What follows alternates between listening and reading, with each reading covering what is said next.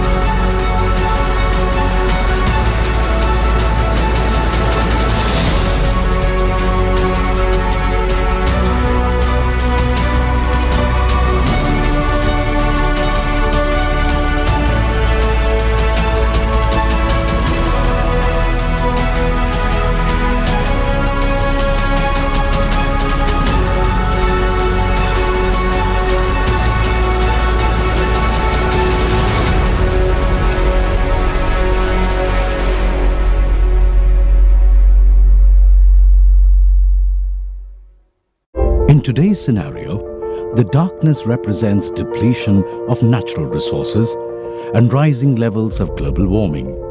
And to ward it off, we simply need to harness the light in the form of green, abundant, and ever so sustainable solar energy.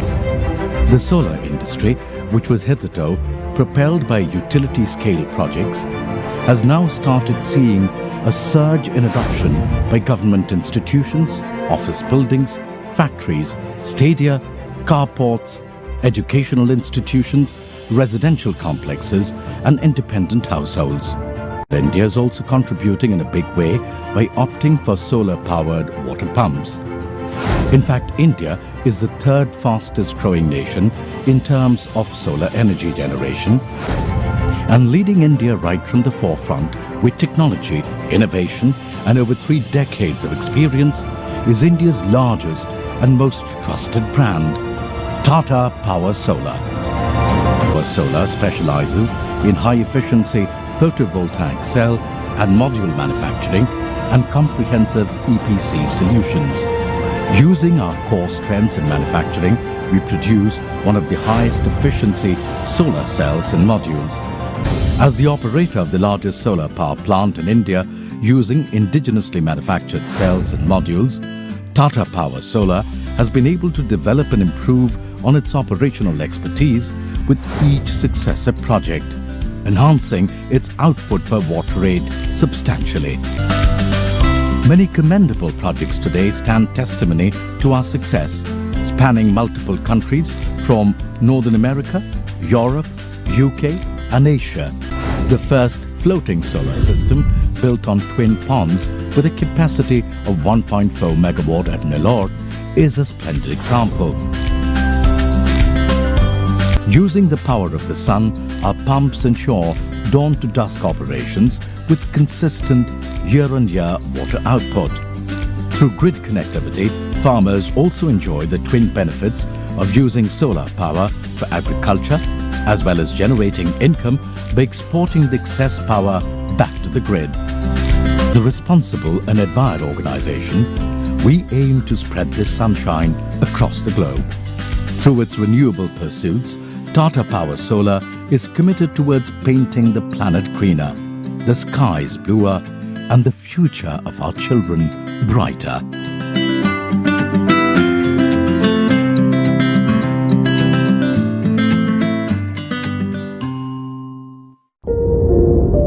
Meet the source of life on land and the sea.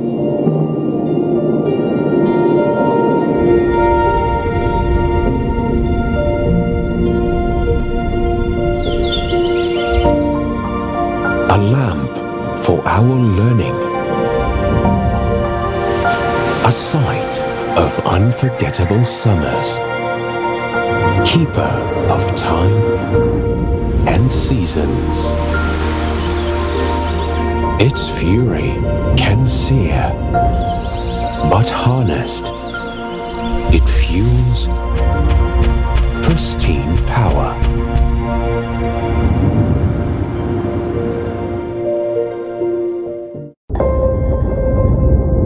Behold, one of the greatest forces on earth.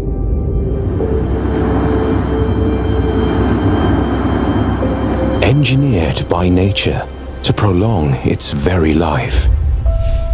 Its power elevates creatures of the air. Its strength brings wanderers across seas. Its flow keeps climates hospitable. Its intensity brings new heights to adventure. And its brute force can be transformed into silent power.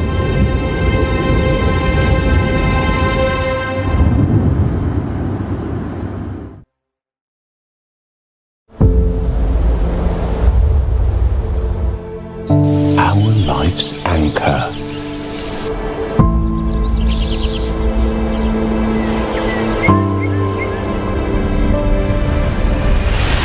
Home to Earth's creatures.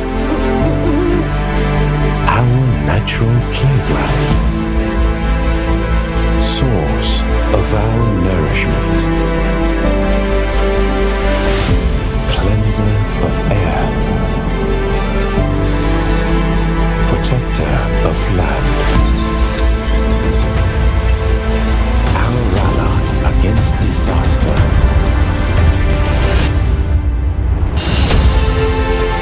Trees help and save us. Let's help and save them.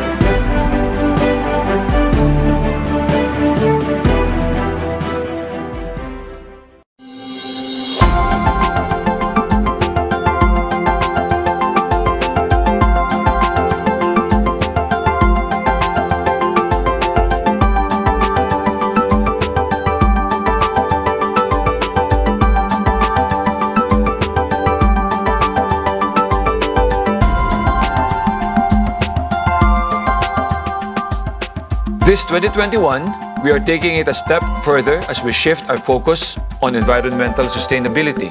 We will invest in more renewable energy projects, both here and abroad, while making sure we still have the right balance for baseload capacity as we strive to fulfill our commitment to powering the country's growth and helping fight climate change. We are focused on reaching an almost 50-50 balance between our clean energy portfolio and thermal capacities that will ultimately address the energy trilemma of availability, cost efficiency, and sustainability.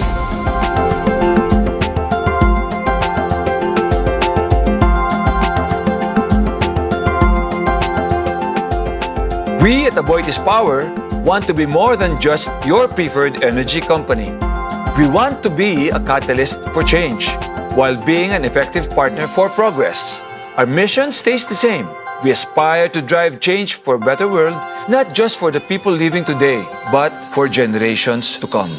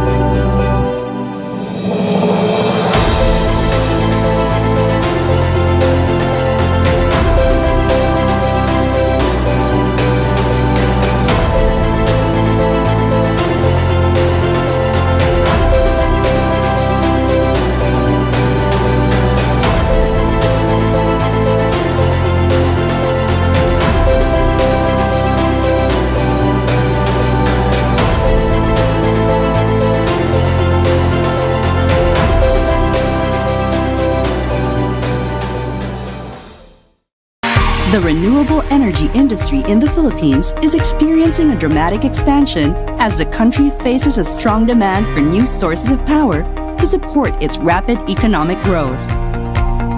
With abundant sunlight, increasingly affordable technology, and growing investor interest, the solar energy sector is poised to take advantage of these opportunities. The Philippine government has allocated 7,000 megawatts of power generation to add to the country's existing capacity over the next 5 years. With its commitment to reduce 70% of carbon emissions by 2030, renewable energy is the most viable option to meet this tremendous demand. WeGen has entered the Philippines with a unique proposition, one that will revolutionize the energy sector. WeGen is a next-generation energy tech company that uses rapidly advancing renewable energy, battery storage, and software technologies to develop energy solutions for homes, communities, schools, and small businesses to large industrial and commercial properties, resorts, and even entire islands. Our name, WeGen, reflects our belief in the democratization of energy. We, families, communities, and businesses can produce or generate and share all the power we need. transforming consumers into prosumers. WeGen offers 3 distinct solutions to our customers: residential or commercial solar solutions, solar PV, battery storage, and smart software solutions for homes, schools, churches, hospitals, and businesses. Reduces energy bills and provides emergency power. Standalone island solutions replaces diesel and fossil fuels with a mix of renewables. For example, solar, wind, biomass, and smart software. Ideal for eco-resorts and small islands. And distributed power plants. Aggregation and supply of energy can serve as reserve capacity to provide power during peak load hours. At the heart of WeGen is its commitment to community development and social change for marginalized sectors in the country. We envision the eradication of energy poverty towards sustainable development for all. From job creation to ecological conversion, WeGen believes in expanding the horizons for underserved communities through energy aggregation and democratization. WeGen has dedicated itself to bridging gaps and building sustainable communities through clean and affordable energy solutions for all. WeGen, the power of sharing. One of the fastest growing economies in the world, India stands at a mammoth $3 trillion GDP despite a disruptive pandemic.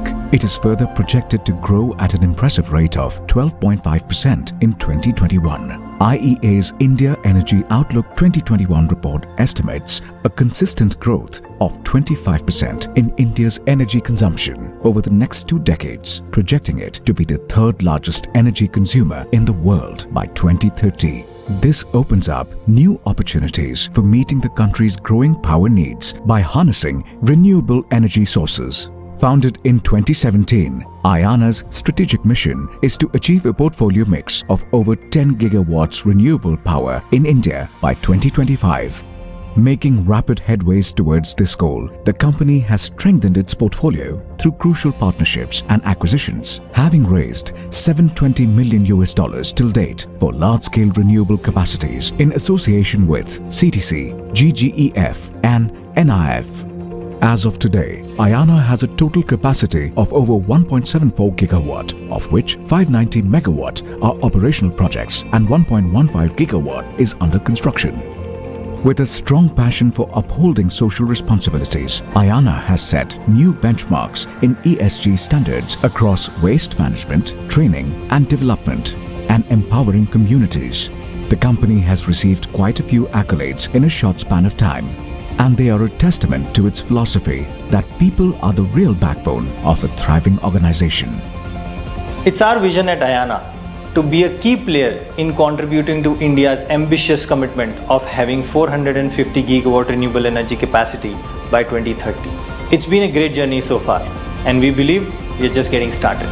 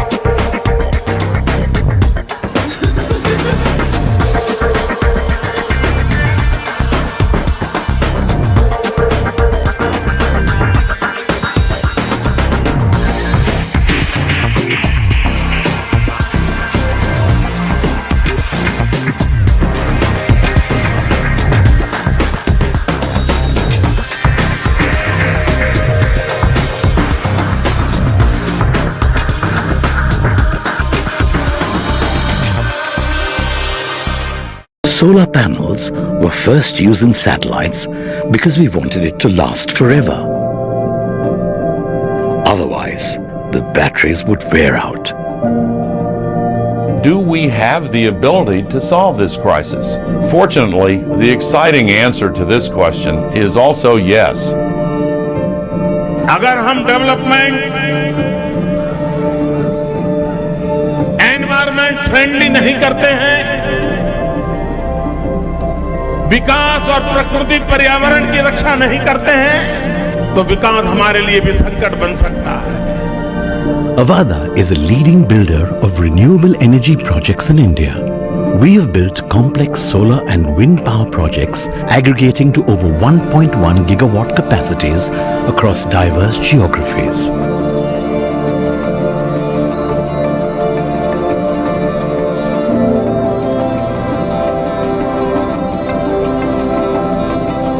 We have built some of India's largest capacities. We were the first in the country to build a 1 gigawatt solar portfolio.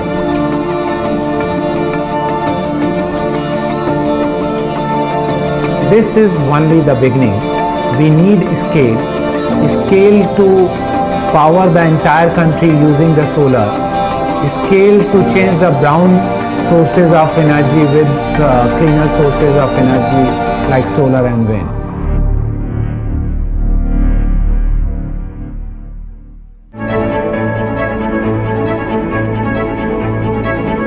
Thanks to our amazing engineering, procurement and construction team, we have managed to do the solar project and wind project in a very economical and sustainable fashion. Our emphasis on systems and processes has enabled the organization for flawless execution by consistently decreasing its on-ground development cycle, thus completing projects several months before schedule. We have pioneered solar power solutions, both in terms of plant size and total installation capacity, helping bring the solar tariff closer to grid parity. The plants we have built were numbered among those with the highest efficiency in India. We are showing the world that solar energy is not only sustainable form of energy, but investing in solar can be profitable too. With our strong EPC execution capabilities and project portfolio, we had managed to build a competitive advantage through already locked-in land banks, long-term signed MOUs, PPAs with state utilities. We have drawn investors like Asian Development Bank, General Electric Capital and DG from Germany for our past projects.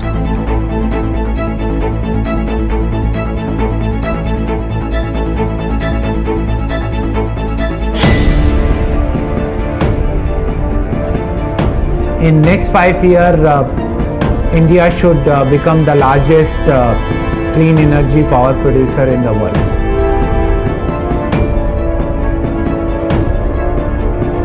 We need to be responsible because in the coming years, India is going to be a major manufacturing hub for the world.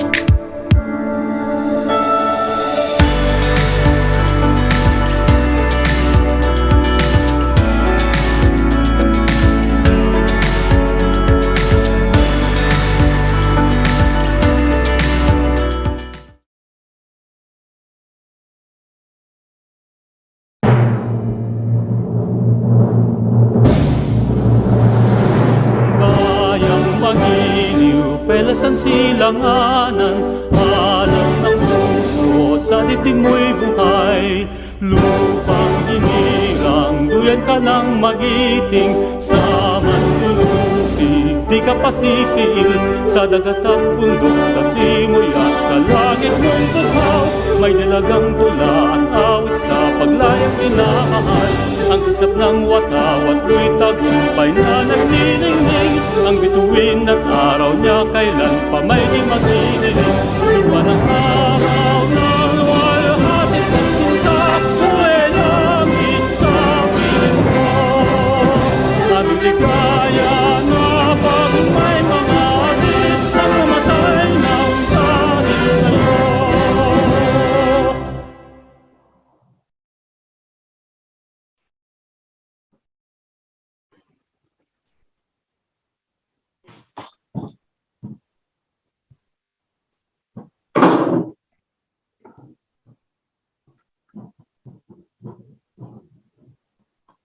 Honorable Ramon Lopez, Secretary of the Department of Trade and Industry, His Excellency Shambhu Kumaran, India's Ambassador to the Philippines, His Excellency Ramon Bagatsing Jr., the Philippine Ambassador to India, Honorable Jesus Cristano Posadas, Senior Undersecretary of the Department of Energy, distinguished speakers, ladies and gentlemen, good afternoon. I am Dante Ang, your host and co-moderator for this afternoon's forum. I will be moderating this event with my colleague, Ben Kritz. So, in a recent business forum of the Manila Times, we tackled a similar topic and heard from speakers about the significance of renewables. We also discussed a troubling trend that instead of moving toward the goal of increasing to 30% the share of renewables in the country's energy mix, that figure has been actually declining. It was only a consolation to hear that the total output of green energy has increased, but fossil power plants, particularly coal-fired plants, have been growing at a faster pace. Since then, the Manila Times has written editorials calling for ramped-up spending on renewables, which of course not only addresses climate change concerns, but also energy security. Obviously, green energy sources are everywhere and can be harnessed locally. Today, we are pleased to organize this forum on a similar theme, thanks to the support of the Embassy of India in Manila. As you notice from the longer lineup of speakers, we hope to supply several possible solutions, perhaps even policy options to the problems uncovered during our last business forum on this topic. Before we begin what promises to be a productive afternoon, I wish to thank the Indian Embassy, through which we were able to invite many of the resource persons here today. India and the Philippines have been friends for a long time, having established diplomatic relations in 1949. Today's event is a testament to that 70-year-old friendship, and perhaps through a cooperation in the development of green energy and cooperation in other mutually beneficial areas, the Philippines and India can further strengthen those relations. Finally, let me thank all the resource persons for sharing your insights with us this afternoon. Thank you to all those watching this forum live stream on the Manila Times website and social media platforms, including the Manila Times channels on YouTube, Dailymotion, and Live. Once again, good afternoon, and on behalf of the Manila Times, welcome to this business forum. We have an exciting discussion ahead, and now let us get started. Our first speaker will be Mr. Ranjit Gupta, Chairman of the Federation of the Indian Chamber of Commerce, Incorporated, RACEO's Council, and CEO of Azure Power. Mr. Gupta, good afternoon. Good afternoon, and thank you. It's a pleasure being on this forum. I hope I'm audible. Yes, sir, you are, but could you turn on your camera for us, please? Oh, my camera is on. Oh, yeah, there you go. I'm sorry. Go ahead, sir. Right. So I would like to extend a warm welcome to all the participants of the India-Philippines Business Conference on Renewable Energy. The Philippines government's long-term vision, which has been packaged under the Ambia Song in 2040, expects that by 2040, Filipinos will have a strongly rooted, comfortable, and secure life. To realize this vision, the Department of Energy responded with the formulation of the Philippine Energy Plan 2018 to 2040 that embodies a clear set of objectives, wherein the first objective is to increase the production of clean and indigenous sources of energy to meet the growing economic development of the country. Philippines has an installed base of around 30,000 megawatts, 30 gigawatts, and it's expected to double over the next 8 to 10 years. By 2030, the power demand in the country is going to increase significantly.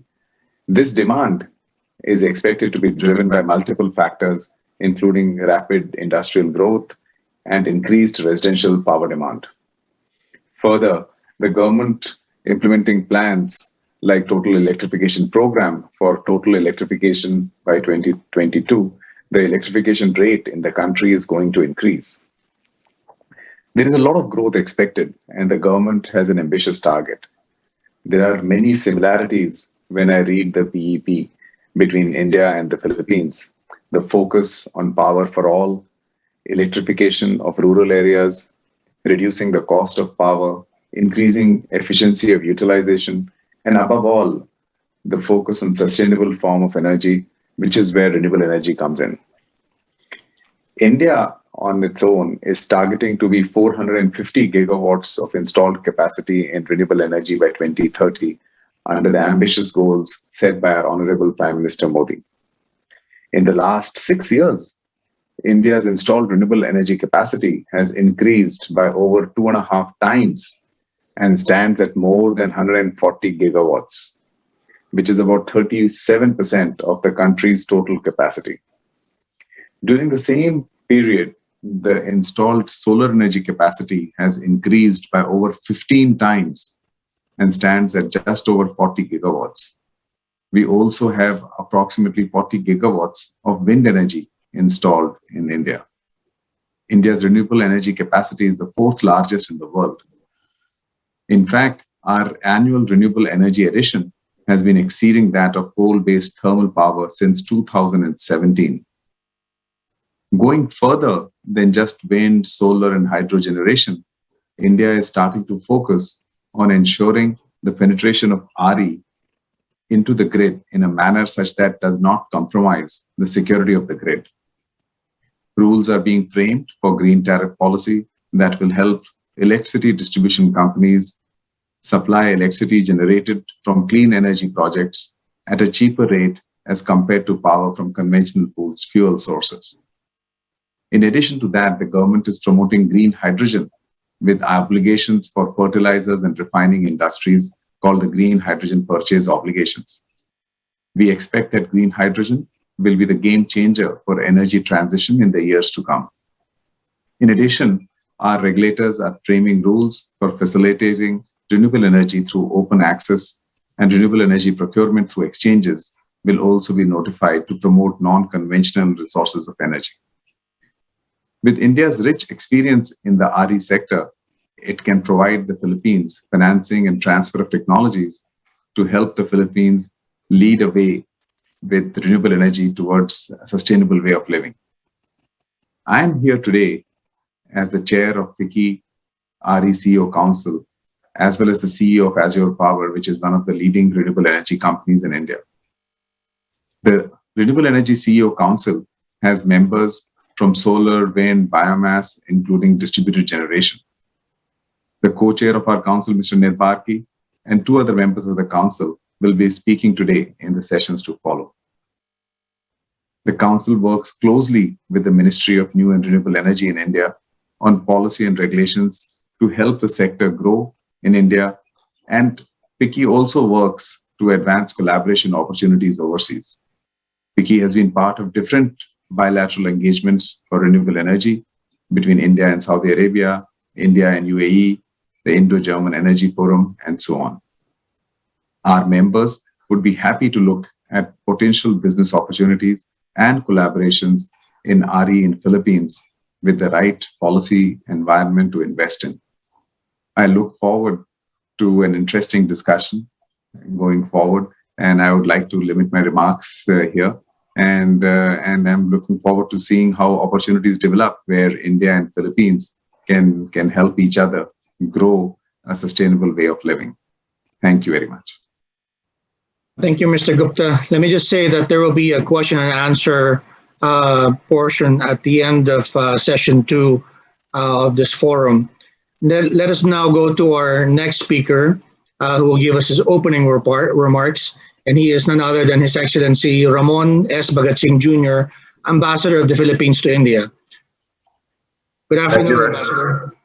Thank you very much, Dante. A pleasant day to all our powerhouse participants here. I'd like to make special mention to Mr. Ranjit Gupta of Vicky and Azure Power, my good friend, the hardworking, energetic Ambassador of India to the Philippines, Ambassador Kumaran, and Undersecretary Jesus Crisino Posadas of the Department of Energy. And I hope he will elaborate on some of the points that I will raise in this statement. This is indeed a very timely conference on shared prosperity with renewable energy, opportunities for India-Philippines engagement. Considering the success of India in solar, wind, biomass, and small hydro power generation. I'd like to also highlight your being a co-founder, India being a co-founder of the International Solar Alliance, which is based here, and have made a standing invitation for the Philippines to be a member. And this was highlighted during President Covin's state visit to the Philippines in 2019. And then as I read your overview of India's renewable sector, which is indeed enviable, India, as stated by the other speakers, is aiming to achieve 175 gigawatts of renewable energy in 2022. And this includes 100 GW from solar, 60 GW from wind, 10 GW from biomass, and 5 GW from small hydro. And it targets to increase the total renewable energy capacity to 450 gigawatts by 2030. And we look at the profile of the Philippines, and we talk about megawatts, not gigawatts. As we have minimal fossil fuel reserves, the Philippines years ago shifted to renewable energy. And in February 2017, reports that our resources account for 30% of the country's energy mix, of this, although this particular figure is being disputed now. In March 2021, the Philippines Department of Energy reports that 5,417 megawatts of installed capacity of commercial renewable energies products in the Philippines. 1,928 or 35% of that comes from geothermal. And here we think that we would have a good track record in geothermal. While 1,039 or 20% comes from solar. The Philippine government plans to increase this to 15,304 megawatts by 2030. And we believe that we can still get 1,200 megawatts from geothermal, 2,308 megawatts from sustainable hydro, and 235 megawatts from biomass, and 7,404 megawatts from wind sources. So there is really indeed a great opportunity for India to consider taking a serious look and getting involved in the renewable sector development in the Philippines. As your numbers talk about gigawatts, the Philippines wants to aspire in terms of megawatts. So looking at some of the particular projects that you have in mind, to be specific, on solar, yes, India can bring your solar parks and solar cities projects in the New Clark City and other economic zones in the Philippines. And we are aware of your involvement already on several activities. AC Energy Corporation tying up with Indian companies, thermal instrumentation, and EastJet Heavy Engineering having a presence together with Surya Source. And a favorite project of Ambassador Kumaran, this is the EcoFrost, the first modular solar power cold storage system, which tied up with the Philippine company and is working hand in hand with the Department of Energy. That reflects a strong presence and desire of India to be involved in the development of power development in the Philippines. Although not in renewable energy, the Philippines has a presence in Tamil Nadu with the AGLP project, the AGLP LNG project. So we have something to work on, and we can definitely expand this to more projects.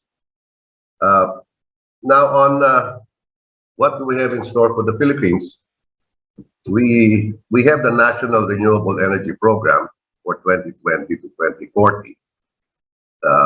This is a program of the Department of Energy.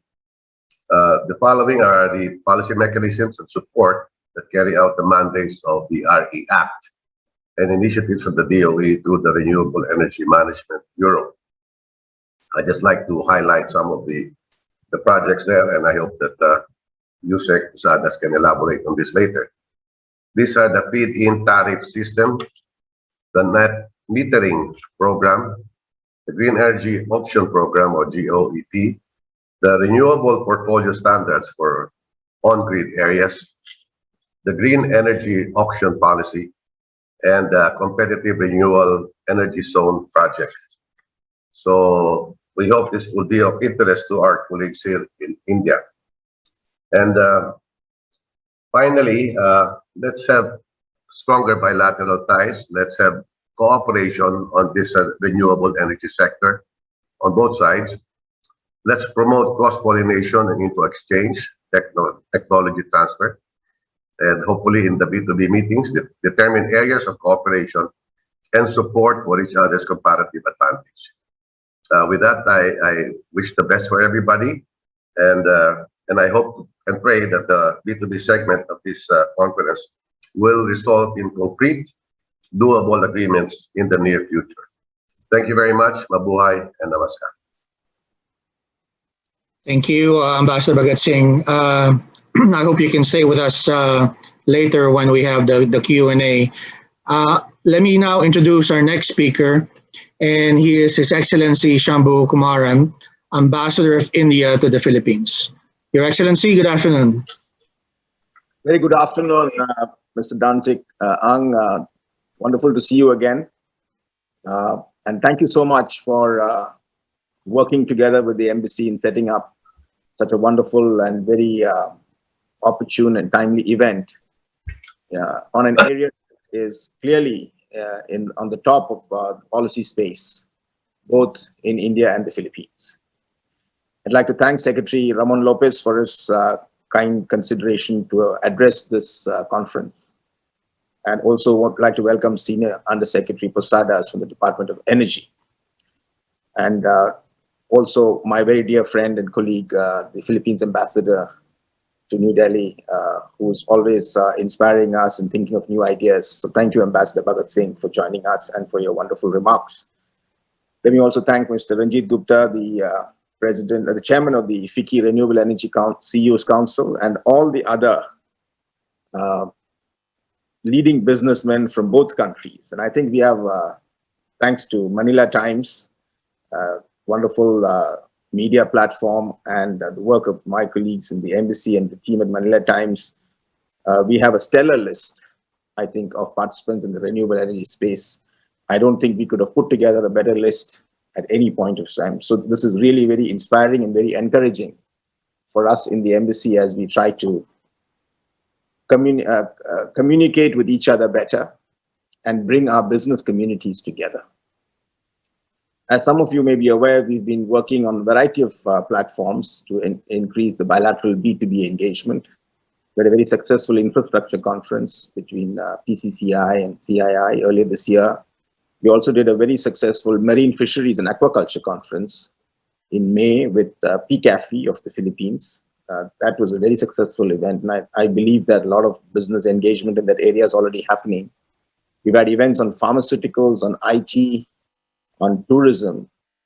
And as we looked at the areas where we need to focus, clearly renewable energy popped up. And Dante Ang, I think your event about a month ago on renewable energy, and when I was speaking to Senator Gachalian, and who's also the chair of the Senate Committee on Energy, I sensed that there was clearly a very great deal of interest in the Philippines across society and across politics and government. And I thought that given the kind of strides that India is making, this was an area that we should connect better as we build a more forward-looking India-Philippines engagement. And there are already partnerships in the renewable energy space. Some of them Ambassador Bhagat Singh has referred to. I'd like to particularly welcome the investments in solar energy in India by AC Energy. We're very encouraged by that. We hope that pipeline will grow. And of course, we also spoke about the AGNP engagement in the gas pipelines. We spoke about EcoFrost, which we're very excited about, which is cold storage for agricultural products using solar energy, which is, again, for an archipelagic country like the Philippines, with very sort of spread out agricultural production capacities, could be a game changer. There's so many other areas of waste to power. There's some projects underway, which Senator Gicharan also mentioned to me. Biomass, I think a lot of projects have been implemented by Thermax and other Indian companies. We also have green energy, which is another Indian company that's coming in. Surya Source was mentioned. So we do have a degree of engagement. But my conviction is that the level and scope of this engagement is far lower than what it could be. And I think that through this event, we will be able to connect our business communities better, understand each other's priorities, capacities, and bring together the synergies that can be generated in terms of technology, in terms of policy approaches, innovative pricing, and other strategies. And today I'd like to maybe put on the table the possibility of a large Indian line of credit funded renewable energy project in the Philippines. I think that's something that we would like to take forward, maybe with the Department of Energy here. We'd like to see the possibility of, we're discussing Indian lines of credit in various areas, but I do sense that renewable energy would be one of the areas with great potential, and we'd look forward to receiving any project proposals from the Philippine side to take this discussion forward. I'd like to also mention that we have ongoing an MOU under finalization on renewable energy between the Department of Energy and the Ministry of Non-Conventional Energy Sources of India, new and renewable energy sources. And I do believe that once we have this MOU signed, we are at the last stage, we will have a structured dialogue to understand better how each of us is approaching this very, very complex policy space. With a lot of incentives and a lot of pricing issues and a lot of specific policy innovations and introductions that have been done in India. And I'm sure that we will also be able to learn a lot from the Philippines, particularly on geothermal energy.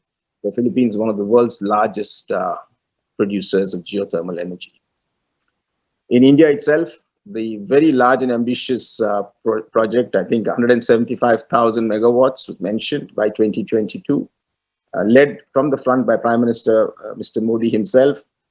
And I think Ambassador Bhagat Singh also mentioned about the International Solar Alliance, which is an initiative of the Prime Minister. We would very much like to see Philippines as a part of it. That invitation is on the table, and we look forward to an early decision from the government of the Philippines. The target is to move from 175,000 megawatts to about 450,000 megawatts by 2030. And it's not just, these are not numbers. We've already done about 94,000 megawatts of renewables. 34,000 megawatts are under implementation. And in 2015 alone, we did 12,500 megawatts of renewables. So we really are powering forward in this area. And surely you will see, and I invite all the Filipino business community that is attending today to look at Indian capacities to see how we can build partnerships. So being the political animal that I am and supposed to be, I'll probably end with a couple of political points for the audience here. The first thing is that as we exit the pandemic, we're still grappling with it, but we still need to look at strategies to follow once we exit the pandemic. Sustainability will be in strong focus. One of the things that the pandemic has taught us is that it cannot be life as usual, that societies, as governments, we have to do things differently. And clearly, taking care of our ecological necessities is going to be at the top of the list. And when we talk about the green economy, energy will be right on top. And therefore, I think renewable energy will be, for populous countries like India and the Philippines, who are also very vulnerable to climate change, extremely important that we contribute and we transform our economies and our energy economies into a more sustainable model. So that's number one. The second point is that the pandemic also highlighted the importance of resilience and reliability. For the past few decades, we have in some ways not focused enough on the need to have alternatives and newer partnerships. In some ways, there's been an over-dependence on a single source, perhaps to the level of total dependence on a single supplier. And I think for both India and the Philippines, it is important that we look at alternatives, that we develop the kind of resilience and reliability. So when you look at a supplier, I think reliability and political trust will matter in the future. And I'd like to place for the Philippines audience here today, I'd like to put forward the candidature of India as your new best and trusted friend, and not just in renewable energy, but in the overall sense of supply chain resilience and reliability.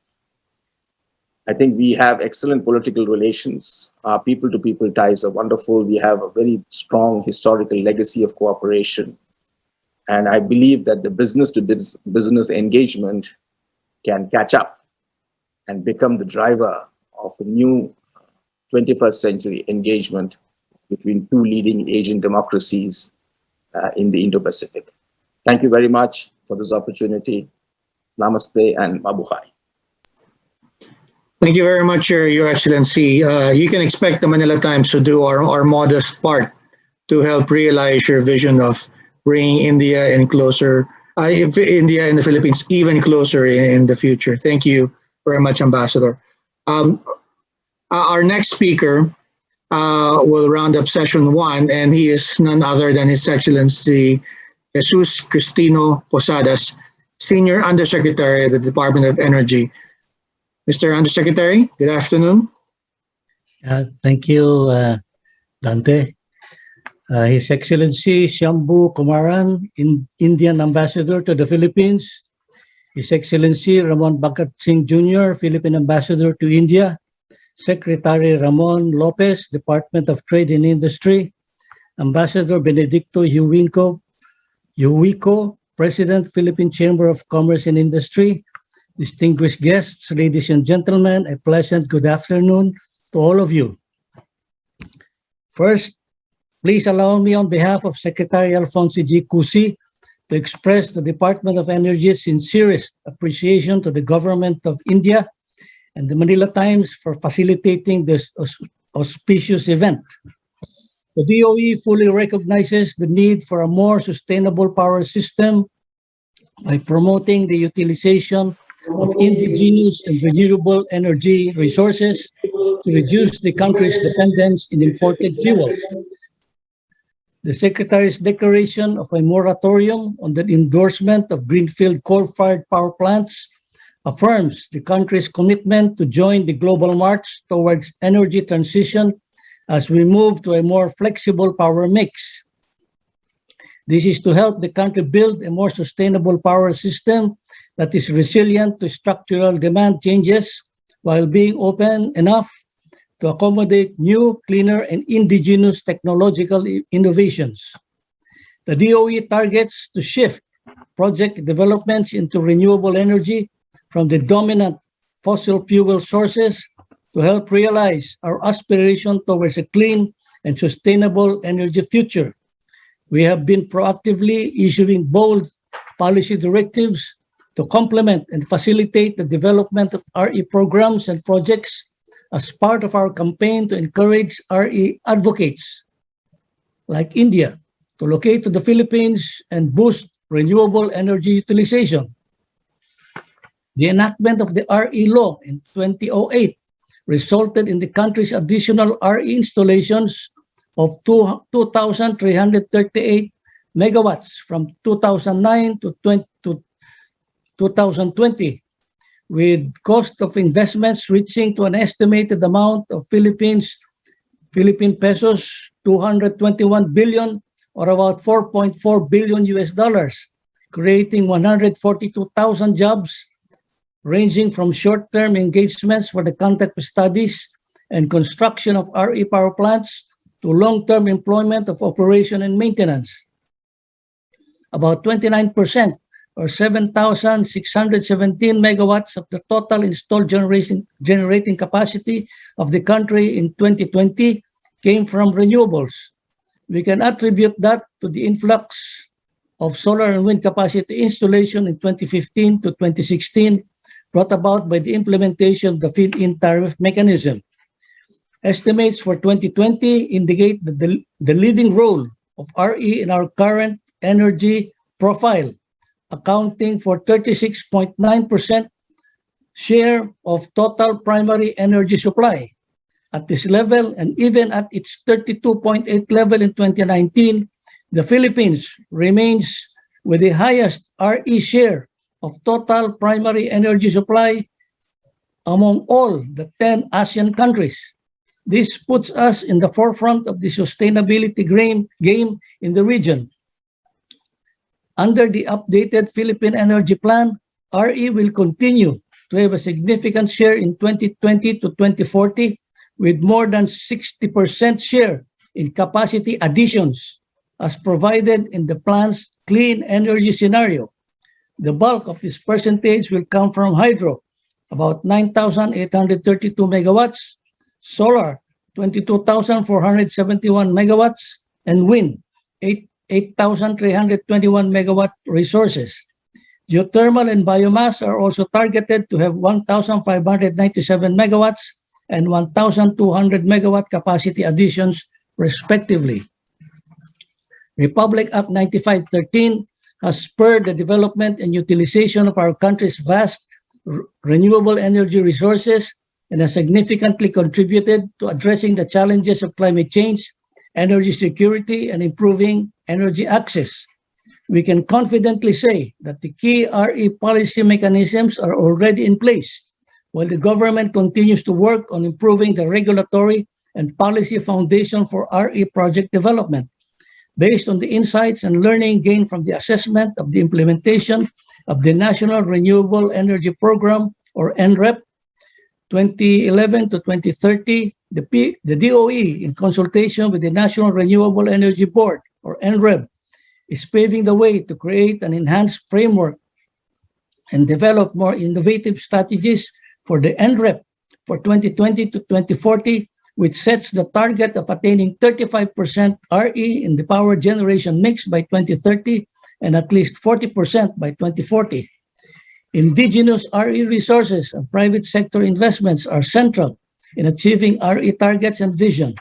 All RE market development support mechanisms, both mandatory and voluntary programs as provided for in the RE law, has been formulated and implemented to encourage more private developers and investors, both foreign and domestic, in harnessing the vast RE potential in the country. Among these RE policy mechanisms are the following. First, the renewable portfolio standards, both on-grid and off-grid. RPS, or Renewable Portfolio Standard, is a market-based policy that requires the following mandated participants to source a portion of their generation from eligible RE facilities.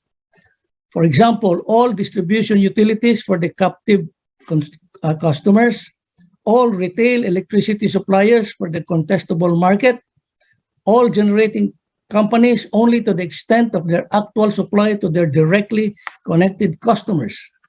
All mandated participants are required to start complying with their RPS obligation by 2020.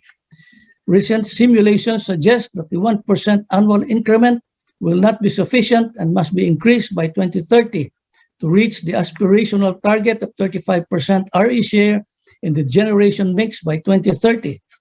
Secondly, the Green Energy Auction Policy, or the GEAP.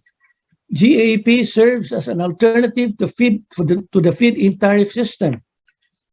It will provide additional market options for RE developers and generators and will promote a competitive setting of rates for RE supply in the country.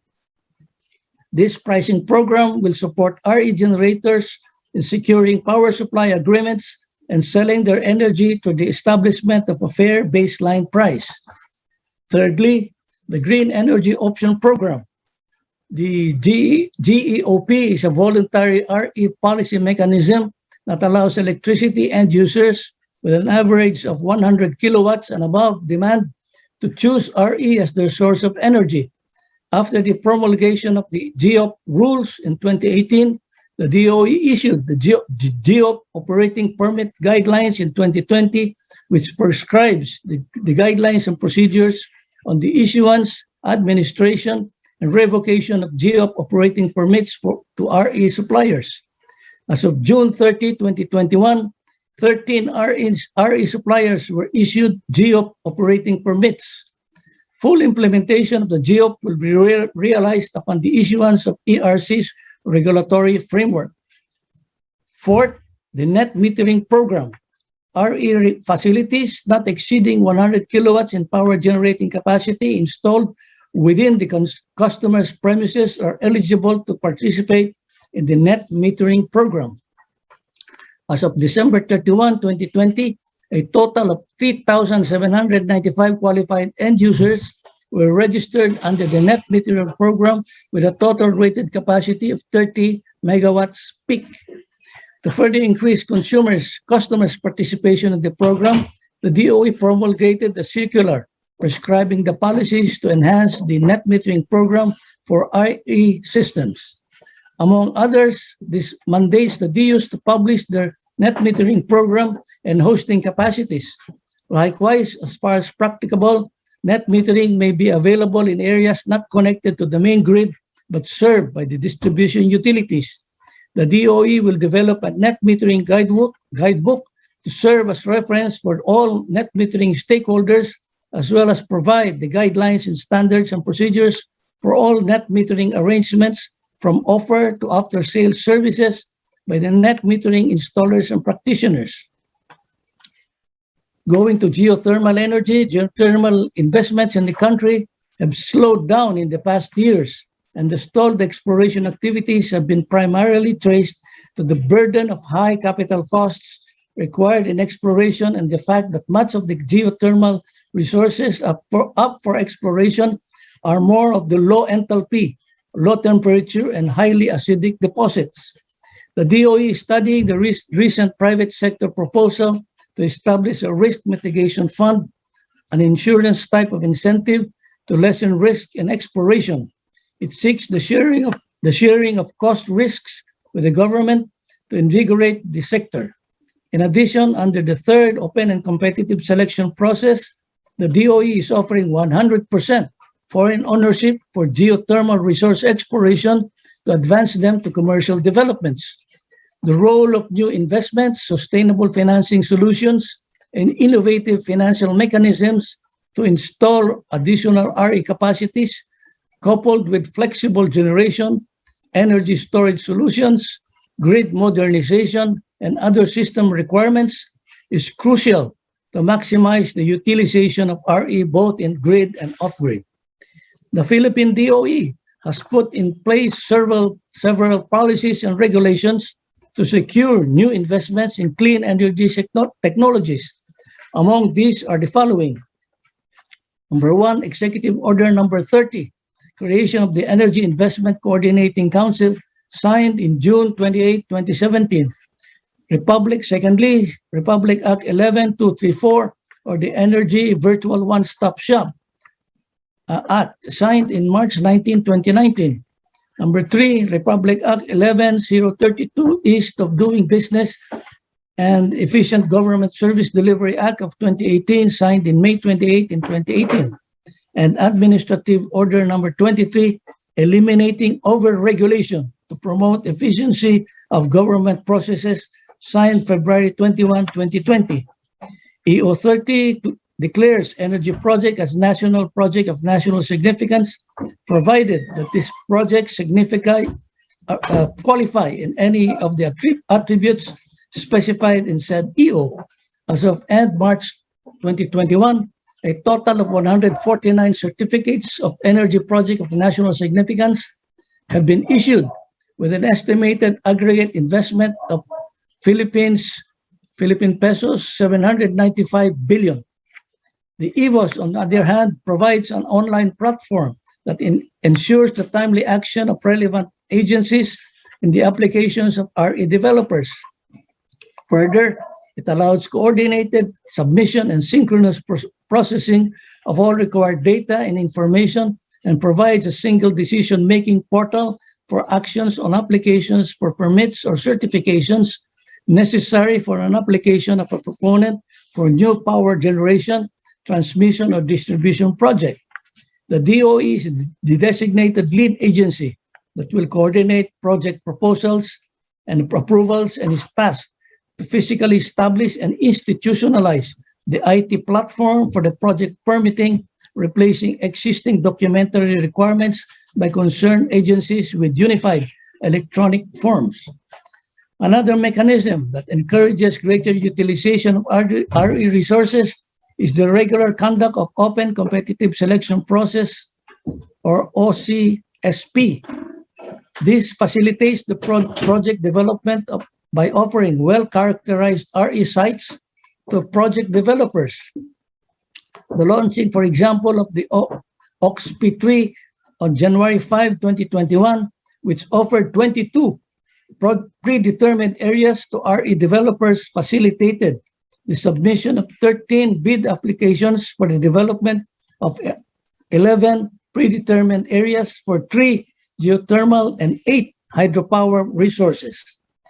Further, the competitive RE zones mentioned by Ambassador Bagatsing project was able to identify 25 candidate CREs across the Philippines with an estimated gross capacity of 152 gigawatts of new wind and solar photovoltaics.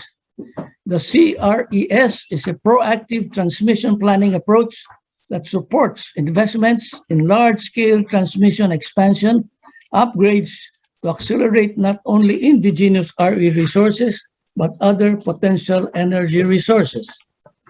With greater prioritization on the promotion and adoption of cost-competitive renewable technologies, 937 renewable energy service contracts have been awarded as of February 2021, with a total capacity of 36.8 gigawatts, of which 5.7 gigawatts have already been installed, while 31.1 gigawatt RE contracts are awaiting completion. Development of these RE projects generated around 547,000 green jobs across the country. The DOE is strengthening the investment landscape to attract massive capital flow of 10 trillion worth Philippine peso 10 trillion worth of energy projects identified under the updated PEP, or the Philippine Energy Plan. For the clean energy scenario, the scale of investments for the new generation capacities will reach as high as 6.5 trillion pesos, including 2 trillion worth of RE investments. We acknowledge that we cannot succeed on our own and that the support of the international community is important. The breadth of knowledge and technology, particularly in solar and wind energy, that India has so much expertise to share with us is most welcome. For all of us, the challenge to seize opportunities in these extraordinary times is now, and we can only do that by strongly investing in climate-friendly, efficient, clean energy resources, while ensuring that all consumers have access to electricity. We have to move together as partners towards a common goal of nurturing an environment for the future generations to live and enjoy. Maraming salamat po at Mabuhay. Thank you, Undersecretary Posadas. Now we will proceed with session 2, and we have a long list of speakers. So if I just may remind everyone that we have allotted 7 to 8 minutes per person. So if you don't mind, we have asked Ben Critch to interrupt you or remind you about the time limit. So with that, may I now turn it over to Ben to introduce the next set of speakers? Thank you. Good afternoon, everybody. And yes, we have a lot to get through. So, let's hope we can do this. Our first speaker is Mr. Ashish Khanna, who is the president of Renewals of Tata Power in India. Mr. Khanna. Thank you. His Excellencies, Ambassadors of India, Ambassadors of Philippines, His Excellency Senior Under Secretary of Department of Energy, and His Excellency Secretary, Department of Trade and Industry, and my friends. I would also first like to thank Manila Times and FICCI for giving this opportunity, for at least for me to also understand how the energies and the importance of energies and various renewable aspects of Philippines in that process. So from my side, it is Kamatsuka from our friends in Philippines, and hello to my friends in India. When I was looking into the aspect of this renewable energy, I realized that there is so much similarities which Philippines and India has. The climate change, which is going to impact us, will be very different than the climate change which is going to impact many other countries in this world. Already we have seen that in the last 2 decades, India stands number 3 as well as the number of natural disasters is concerned, and Philippines is number 4. And if you look at into COP21 and COP26, this 1.5 degrees to 2 degrees of temperature rise and its devastating impact, I think it is going to be detrimental for these 2 countries unless we do very different things. When I was looking at India and Philippines, it is so uncanny that even our per capita consumption was very similar to each other. It is within 10% of what we are, and we are so lower, 1/3 or 1/4 of the world average. When I looked at into these 2 countries, I also realized that the energy mix are also very similar. That's where I again appreciate the opportunity given by Manila Times and FICCI for me to realize all these factors. Now, when we look at these factors and when we look at the renewable energy and the importance of it, I think it is not only for we need to have the policy framework which has been shared with us, but it is also very critical for us as businesses and the policy makers to help each other and learn quickly before the impact actually hit us. There are learnings in India. My dear friend Ranjit already shared with you that how we have grown up in the last few years. At least in the solar segment, it is 6 times of where we started in the last 6 years. In the wind segment also, we have grown up. I was very pleased to see the potential of 76 gigawatt of wind in Philippines. Solar is also there, and above all, there is 10 gigawatt of hydro. And I think there are immense opportunities for us to change this energy mix and learn from each other. Let's help each other in this cause. It's not only good for the business, but it is required by these 2 countries to have this learning process. The best part is that anytime we enter into renewables, we are ahead of the curve because we will be able to invite the new technologies which are required in this. I think important factor which we need to be very conscious of is that what is our requirements out there. If you see, when I was going into the study part, I realized that our roofs for rooftops are very similar but very dissimilar to the roofs in Europe. So we need to develop, and we are developing those technologies which are important for the rooftops in India and can be very helpful for their adoption for rooftops in Philippines. I think agriculture is the mainstay for our country in India and is also similarly have a very important contribution for Philippines. The way India is now propagating these ideas of a solarized pumps, And now we are developing technologies to utilize it. And it is now going in a very different way. In the last few years, there is a multiple X growth. I think there are lots of learnings and business opportunities which we can exchange with Philippines even on these products too. Whenever renewable will come, by default, it's an in-from power. And we need technologies for grid stabilization. We need technologies for operating this particular projects, the large scale utility scale projects in wind or utility scale projects in solar, and maybe hybrid in nature, because we need to increase the CUF or PLF factors on these. I think we both are at the same stage where we should help each other and adopt. When we are adopting this technology, let's learn from each other. Geothermal, the way Philippines have taken full advantage of it, I think there is a potential for those businesses to come and help us in our endeavor to start this geothermal. Important factor, I think, which is critical for both these countries is that while the sizes are very different, the challenges are similar. And the adoption of those micro level technologies can actually help these two countries and this industry to leapfrog from us. We are giving a lot of impetus on made in India products and those products and services which are critical for the usage which I shared with you. And I think we will do, can do also a great work in these areas in Philippines too. Should not be our endeavor only to look at the size, and should be our endeavor to look at the lowering of tariffs and being enamored by the optics of it. I think if we look at the larger picture and the way climate change is going to impact us, the way the energy mix has been committed in this particular forum, the policy framework which I just heard about, and the policy framework which has been drafted now and followed in India, I think are very similar.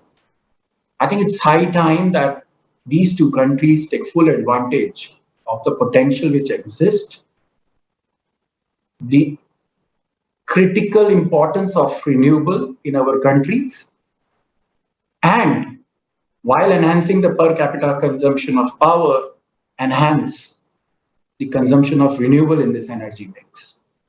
The world is changing, and I think we, both India and Philippines today, are at that cusp whereby helping each other, it will not be a favor, but a business opportunity and a larger cause which can be met looking at the climate change as well as the adoption of renewable in both these countries. Since their time is a constraint, I will once again thank you and salamat from my side. Okay, thank you, Mr. Khanna. Our next speaker is Mr. Patrice Clause, who is the Chief Operating Officer of AC Energy International Holdings.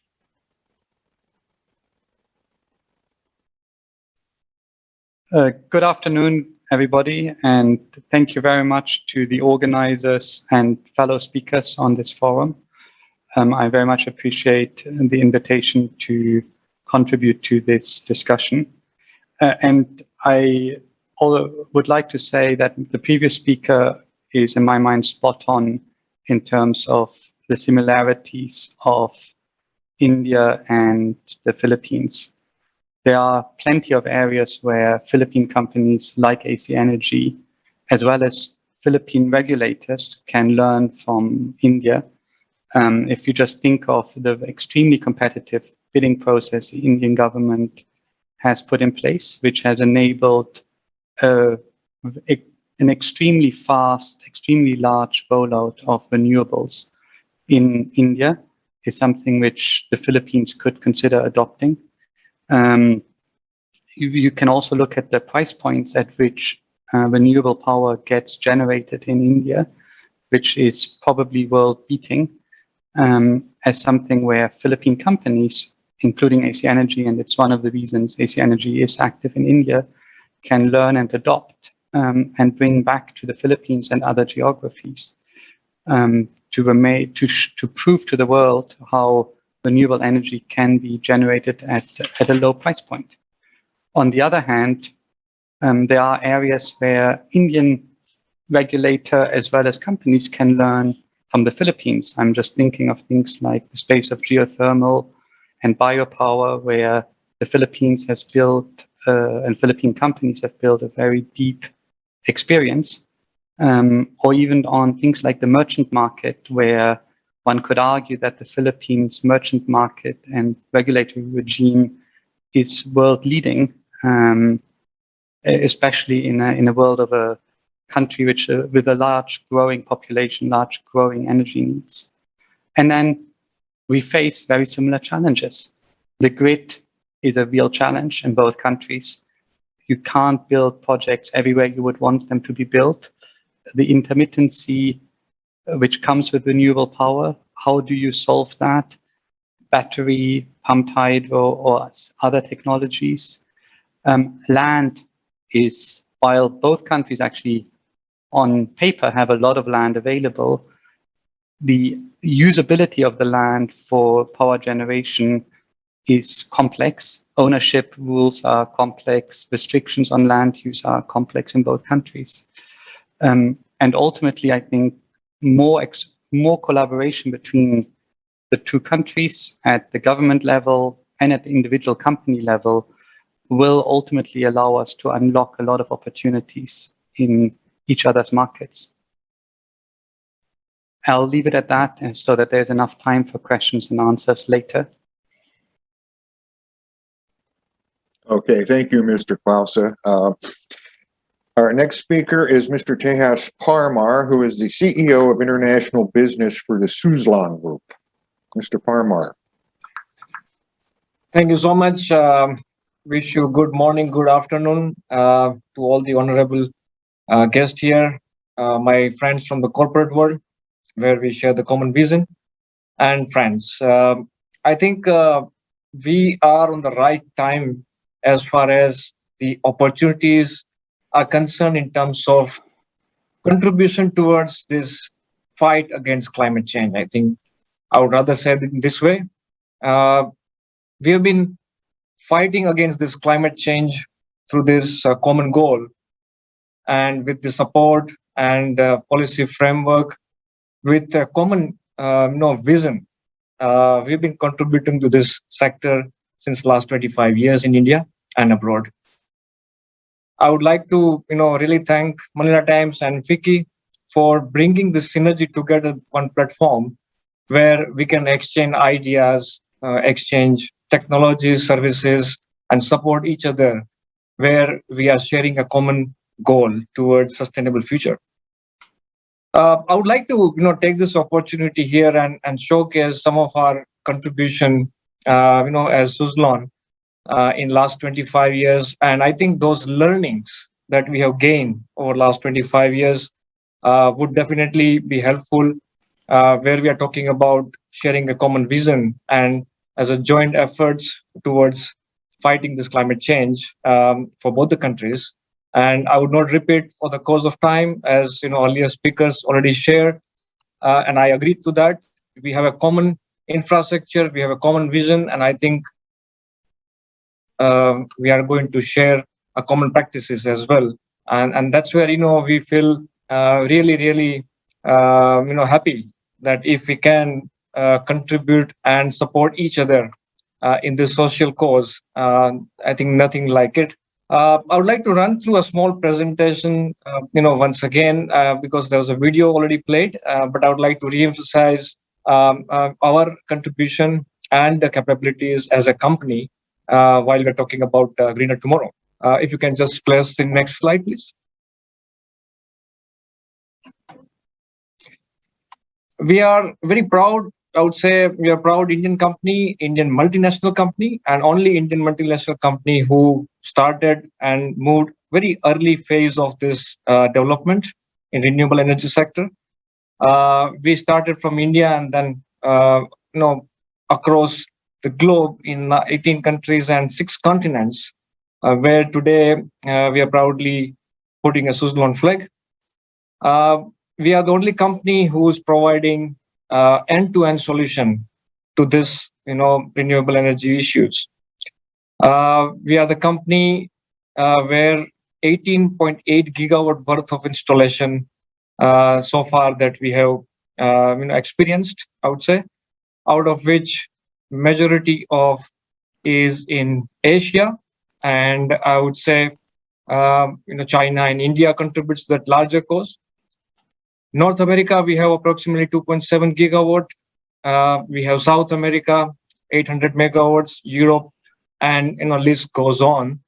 And each country where we expanded and experienced our projects and executions, I think each country has their own challenges, and all those challenges that we capture as part of our learning, which is only helping us to provide a better solution to those countries. Next slide, please. We are a company who has a family size, I would say, of 5,000 plus employee and their families who are contributing to this growth. We are very fortunate enough to have very rich customer base of 1,800 plus globally, and these customers are coming from across all the region, and some of those customers I would say are part of this forum as well. We gain trust and faith on last 25 years by providing consistency in our services and product innovation. So this 18.8 gigawatt equates to 12,000 plus wind turbine of a different size and length. That makes Suzlon a number one in this renewable energy sector in India. Next slide. If you look at the impact, what does it mean to the environment? If we look at this 18.8 gigawatt, that is equivalent to providing a 10 million household a full green power, which means that we are going to be reduced dependency on coal by 26 million tons. We have saved 3 billions of trees, and if you take out 6 million cars, so that's basically impact of CO2 of 39 million tons that being saved outside, being clean. This is basically a larger vision that we have at the company rather than providing only a solution. And that's journey. It's continued with various innovative models, business model that we come out with, and that exactly I'm coming to the next slide. So we are the company who started this unique model from India, where Suzlon takes care of the complete project execution. I think one of this solution to this execution problems in various geographies and countries that we face, we feel that there has to be one solution provider. That way we can give peace of mind to our investor, to our customers, and that exactly worked very well so far in the last 25 years, and this is continued. Next slide. So basically, this is the again reflecting into this wordings here. As I said that with this model, gain more trust and faith from our customers because they are getting peace of mind, and this demonstrated a very I would say long capacity building exercise, which has ultimately impacted and provided a very fruitful result in terms of services. Now we have a track record of 25 years of operation and maintenance, because that is equally important when we're talking about wind farm execution. Next, please. The whole growth so far that we talked about is completely backed up with our strong research and development team, and that research and development teams across the world, from Germany, India, Denmark, and Netherlands, around the clock they are working on innovating, all those technological solutions which bring us more and more reliability when we talk about power plant solution, and that is continued, and because of which today we are offering a range of products, and that exactly the next slide. In terms of products, we have now 6 gigawatt worth of manufacturing capacity in India. So Suzlon has gone into a completely backward vertical integrated supply chain, where Suzlon is manufacturing all of those critical components. So that basically reduces the dependency on all those critical components from the other countries, other sources. And that exactly helped us during this pandemic time as well, where the self-reliance is the key. Next slide. So these are a few examples like to demonstrate here. We have generator plants in western and southern part of India. Next slide. We have this hub manufacturing plants, again in western and southern part of India. Next, please. We have nacelle manufacturing plants. And we have, next slide, blade manufacturing plants, and also tubular tower manufacturing plants, which makes Suzlon more stronger in terms of supply chain dependency and supply security. With all those innovation over a period of time in the last 25 years, Suzlon has now product range right from 600 kilowatts to up to 3 megawatt with various rotor diameter and length of a tower. And in that, again, we are offering various hybrid options, which is again unique in its kind in India. Next, please.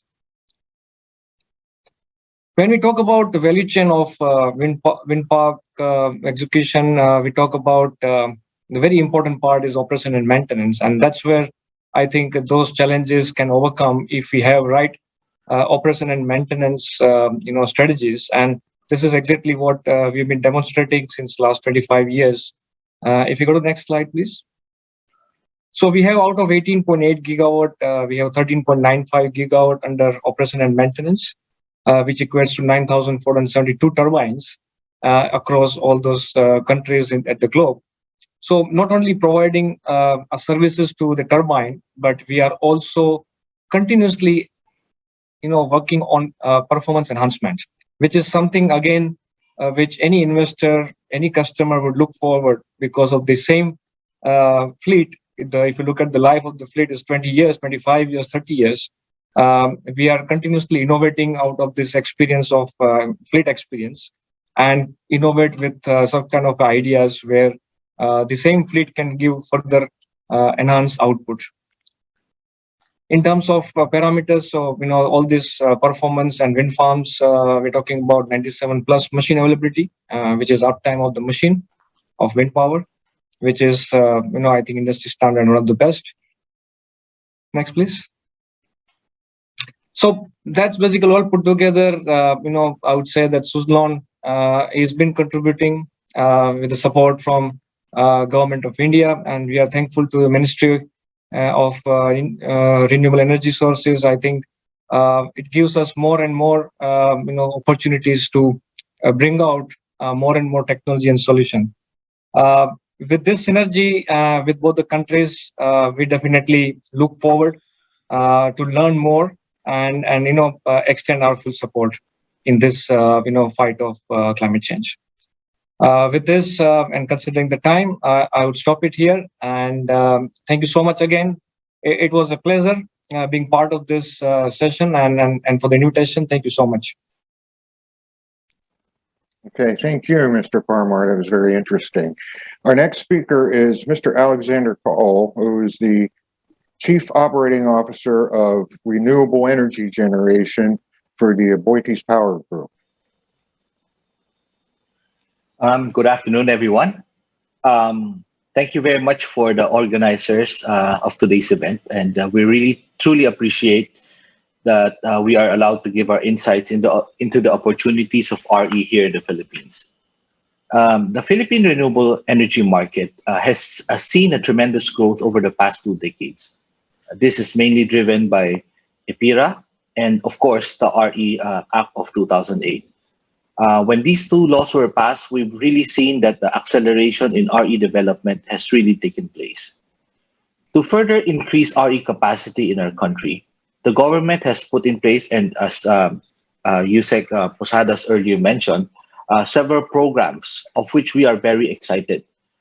These are the RPS, or the Renewable Portfolio Standards, the Green Energy Option Program, the Green Energy Auction Policy, among others. We believe that these are really opportunities that will push further development of RE in the country. We are one with the government in the transition towards a cleaner and more sustainable national energy mix. In fact, in Aboitiz Power, we are a pioneer in RE. Even before the RE Act of 2008 was enacted, we have been running RE facilities all over the country. With the vast resources of our country, we see that there's really an opportunity to hasten and shift the transition to clean energy by investing in various technologies such as solar, onshore and offshore wind, battery storage, among others, especially with demand likely to increase as the Philippine economy restarts from the pandemic. For more than 80 years, Aboitiz Power has been providing the country with clean and renewable energy from diversified sources. Even with RE, we believe diversification and balance are essential. Diversification is key to energy security, as a nation that relies heavily on one source of energy is prone to disruption in this sector. Parallel to our thermal portfolio, our capacities under Cleanergy, that's our brand for clean and renewable energy, include geothermal, large hydros, large-scale solar, rooftop solar, and run-of-river hydros. Diversification has helped us provide peak and off-peak capacity to our customers. This allows us to be able to provide steady, reliable RE supply to our portfolio of customers, and we are looking to add wind, which is going to be a key technology that will ensure that our RE supply to our customers are enhanced during all intervals. Together with our partners, AP has the largest RE owner and operator in terms of installed capacity in the country today. And we want to take this forward and continue to grow our RE portfolio to support the government's effort to build more RE mix into the country, and as well as part of our contribution to global RE targets. This year, we kicked off our RE strategy over the next decade. We will focus on increasing our clean energy portfolio, continuing to diversify and managing our resources to harness the full potential of our RE capacity. Ultimately, we aim to attain a 50-50 balance between our clean energy portfolio and our thermal capacities by 2030 to help address the energy trilemma of energy security, energy equity, and environmental sustainability. To date, we are working on several RE projects focusing on solar, wind, and hydro. We're targeting a construction of a 74 megawatt solar project in Pangasinan starting second half of this year. And we have already commissioned 2 wind metmasts in Pangasinan as well.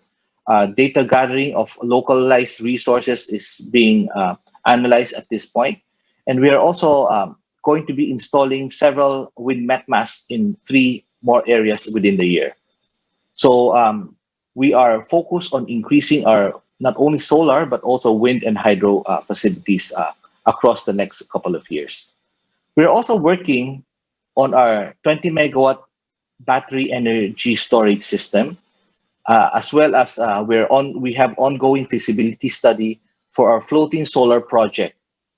These are both located in our SNAP Magat facility. The full transition to RE cannot happen overnight, and we all know that. There are a lot of factors that we have to take into careful consideration, especially recognizing our current energy situation, which is apparent that we still need baseload facilities. But we here in the Aboitiz continue to believe that this journey isn't that far ahead. If all of us, the private sector, the government, and even our consumers work on and power through, then we can and will be able to build a more sustainable future for everyone. Thank you. Okay, thank you, Mr. Paul. Our next speaker is Mr. Kishore Nair, who is the Chief Operating Officer of Avada Energy. Good afternoon. the Excellencies, the ambassadors of India and Philippines, dignitaries from the Philippine government, and colleagues, participants from India and Philippines to this session. Good afternoon to everybody. Our previous speakers talked about the climate change. I think this is the most important aspect in terms of the energy security in the country today. And most of the developing nations are really working towards balancing between the energy security as well as the climate change. And this is where the renewable energy is playing a major,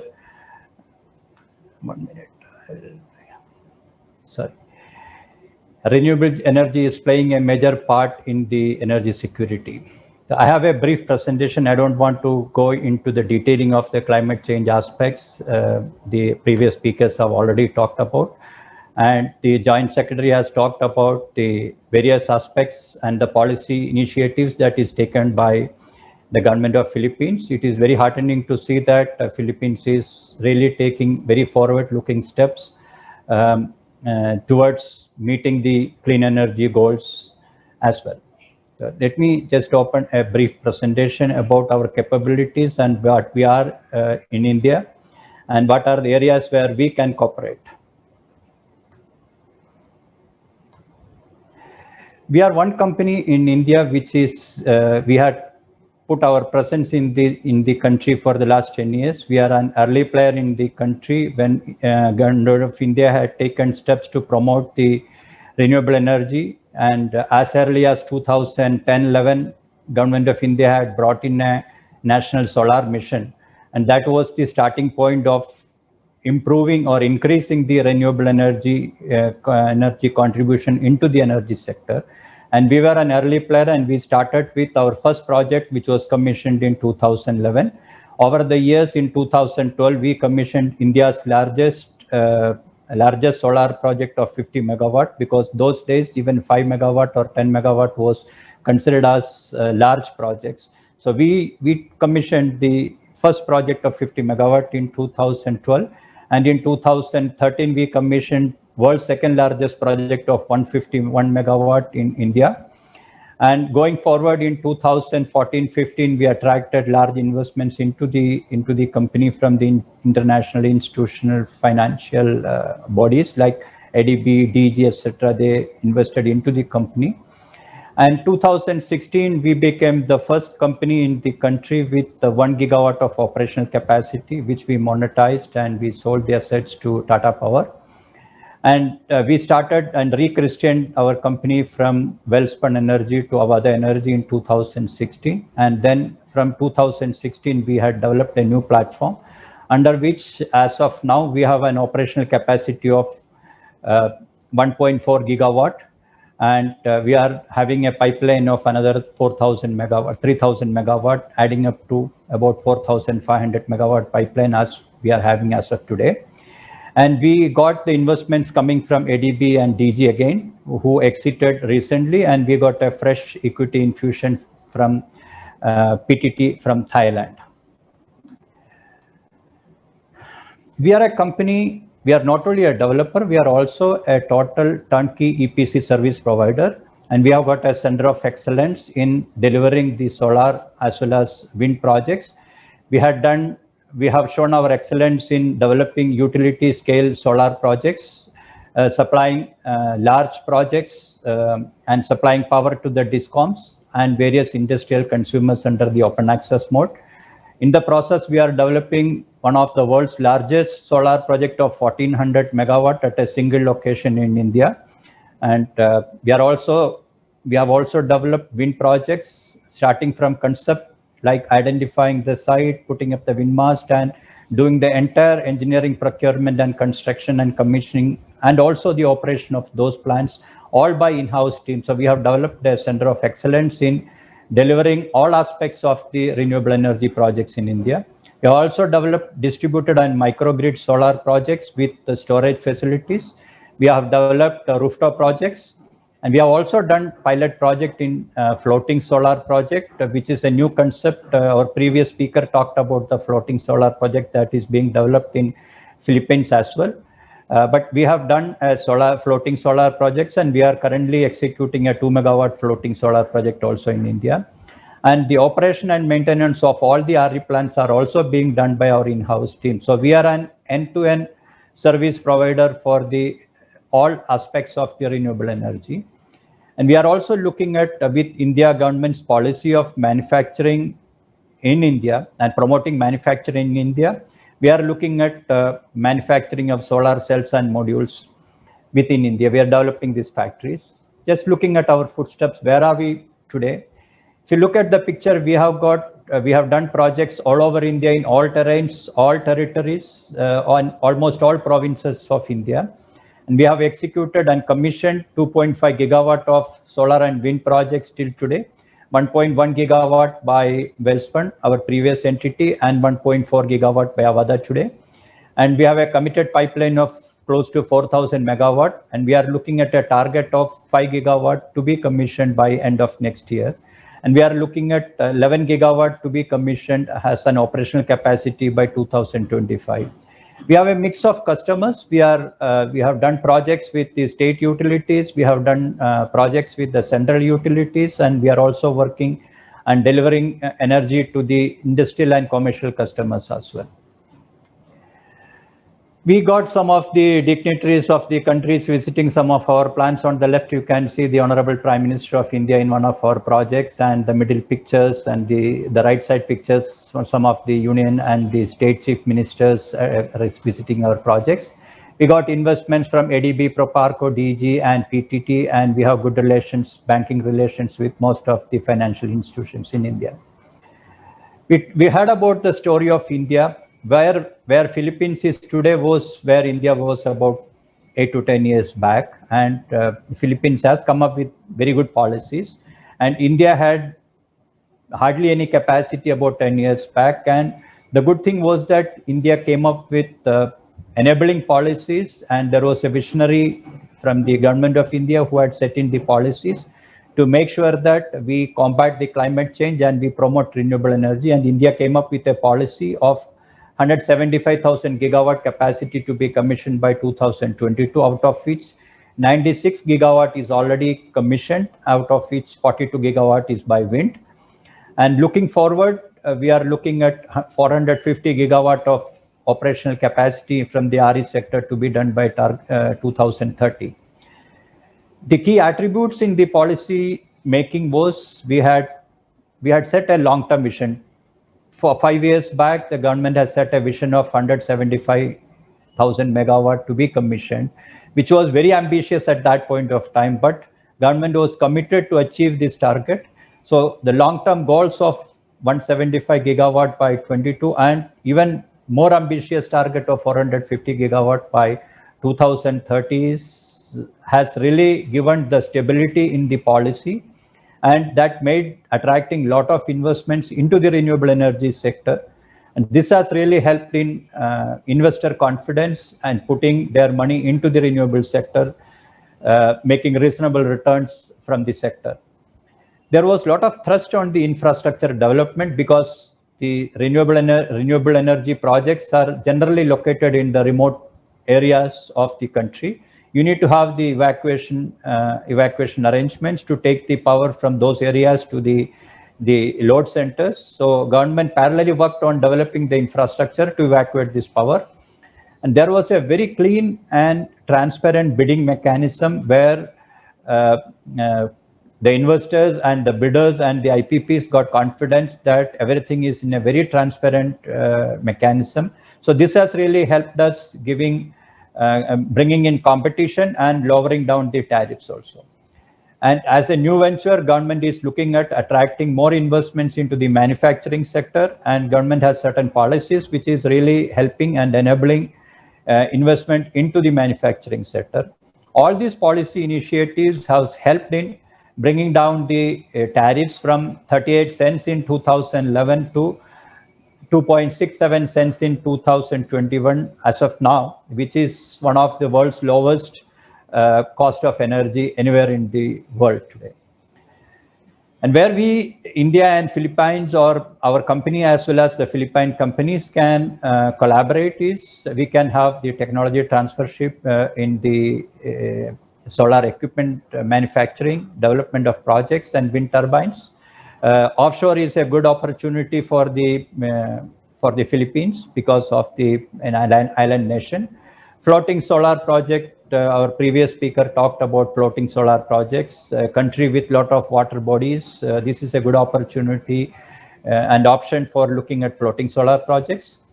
As an island nation with thousands of islands in the country, I think rooftop and distributed generating system using solar and storage system will be a good option to look at, and we will be very happy to engage with the Philippine companies to work on these aspects. Hybrids projects of wind and solar along with storage projects for round-the-clock supply is a good option. Then for rural population, remote areas, looking at microgrids and off-grid grids. These are the areas where we'll be happy to engage with Philippine companies. More importantly, with the kind of opportunities that is available in India, we look forward to investments by the Filipino companies into the RE sector in India, in setting up projects as well as in manufacturing sector. With this, I know that time is a constraint, so I would thank everybody, thank FICCI and the organizers in inviting me, and wish you all the best, and looking forward to more collaboration between India and Philippines. Thank you very much. Okay, thank you for that presentation, Mr. Nair. Our next speaker is Mr. Leandro Lavista, who is the President and Chief Executive Officer of Solar Philippines.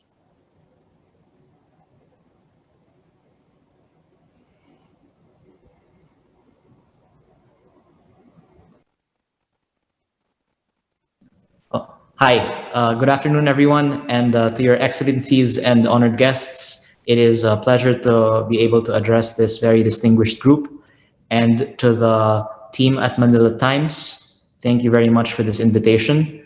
I have not prepared any formal presentation and will keep my remarks relatively brief.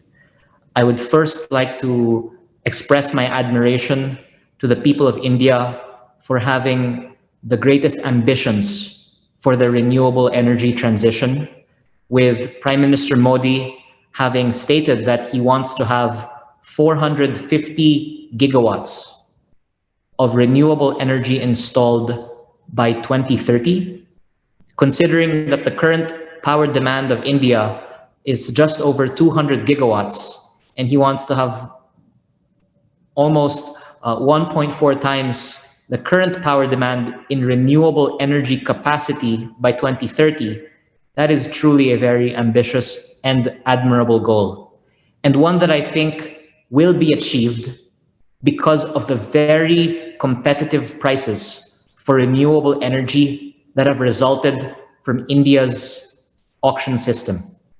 And that is something that I think will be of interest both to the renewable energy companies and the Indian participants of this forum, as well as the Philippine participants. Because I do not believe that the policymakers in most countries, perhaps other than India, have really factored in the implication of the declining costs of solar and storage technologies in forecasting the next 5 to 10 years as power supply.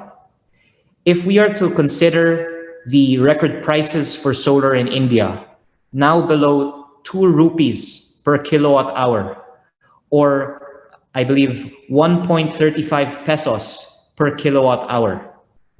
This is not only cheaper than the total fixed and variable cost of new fossil fuel plants.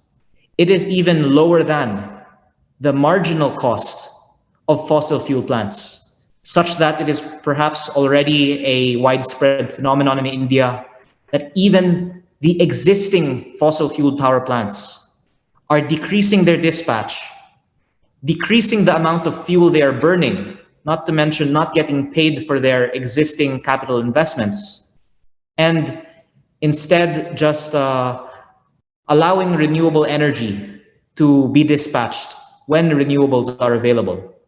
And because of the lower cost of storage, this will no longer be limited to the few hours of the day when renewables are available, but eventually the entire number of hours of a day, such that perhaps we will be fortunate to see by 2030 that Prime Minister Modi's target of 450 gigawatts could in fact be surpassed.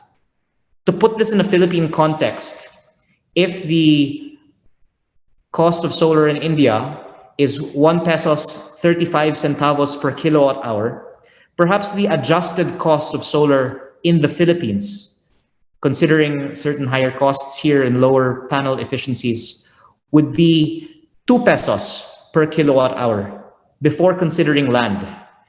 Even at that adjusted price, solar in the Philippines is lower than just the fuel and variable costs of all existing fossil fuel plants in the Philippines, bringing into question the sustainability of having a fossil fuel dominated energy mix by 2030. If we apply the same ambition that India has for its energy mix of having more than 40% more in their current peak demand in terms of solar capacity by 2030, with the current peak demand in the Philippines of around 16 gigawatts, we should have at least 22 gigawatts of solar installed capacity by 2030. However, considering that the price of power is higher, perhaps double in the Philippines, what it is in India, that the Philippines lacks the huge base of indigenous fossil fuel reserves that is present in India. Perhaps the application of the same ambitions of India to the Philippine power industry would mean that there should be many times more, dozens of gigawatts of solar installed capacity in the Philippines by 2030. The constraint for this growth in India, as in the Philippines, is land and transmission. And our company highly admires what the Indian power industry has done to alleviate this constraint by developing solar parks, as I believe they are called in India, some of them by the government, some of them by the private sector, distinct from the ownership of the power plants, but solar parks where any foreign company can get off a plane in India, participate in a competitive auction, and without having developed land and permits themselves, simply avail of the shovel-ready land and permits that have been provided. This reduction in the barrier to entry, I believe, is instrumental in lowering the cost of solar, as India has now achieved, and as we hope the Philippines will achieve. And for our part, we are hopeful that the supply of land and permits for renewable energy projects in the Philippines can follow after the Indian model. Once that supply is available, then perhaps the cost of solar in the Philippines before considering land can indeed go below 2 pesos per kilowatt hour. As far as our company's own interests, we do not have much that we can exchange with the Indian panelists today. Other than that, I should mention we have a module manufacturing facility that we have actually been discussing the supply of solar panels to India for at least the last 3 years, since July of 2018, when the Indian government has applied a tariff on the importation of Chinese and Malaysian solar panels. We have intermittently been approached by Indian companies that have wanted to have alternate sources of solar panels for export to India. And I think as any supplier could attest, it is just challenging to meet the price expectations of Indian solar developers.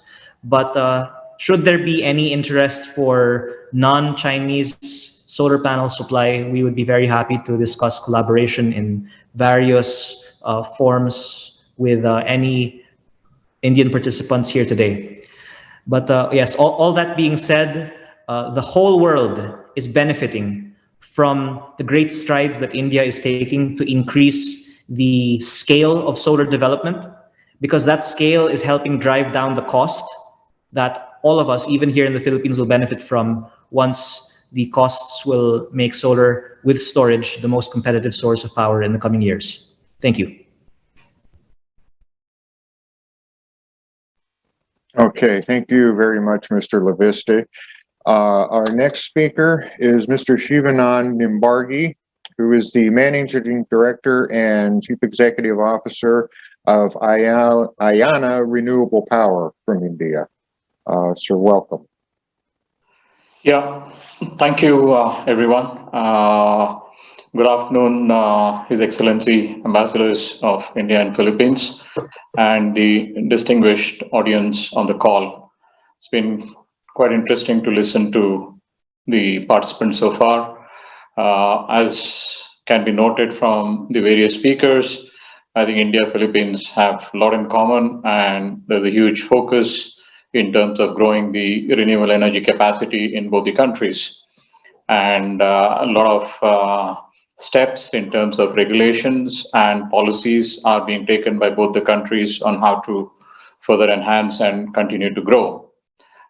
First, let me start with giving a little bit brief about Ayana and where it stands and what its ambitions are. Ayana is a company which was initially founded and started in India in 2017 by CDC Group, which is a sovereign fund of Government of UK in 2017. Thereafter, we had a National Infrastructure Investment Fund and Green Growth Energy Fund coming into the company. As we speak today, National Infrastructure Fund, which is supported by Government of India, is the majority investor, followed by CDC of UK. Collectively, we have raised about 725 million so far and continue to drive the growth.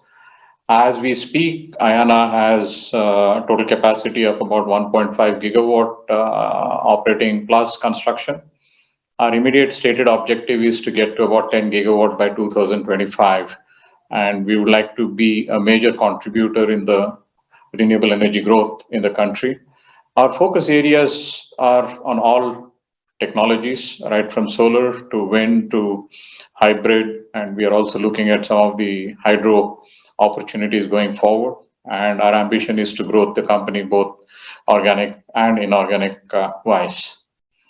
While a lot has been talked about data and potential, I would just like to briefly focus on what could be, since both the excellencies are there on the call, there could be a potential between the two countries to look at some kind of a bilateral cooperation on the renewable energy growth prospects that the country has on a lot of areas.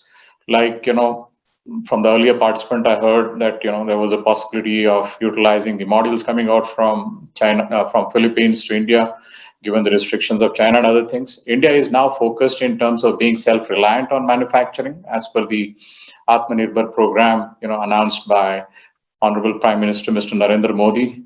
Under that, we have taken huge initiatives to increase the manufacturing capacity.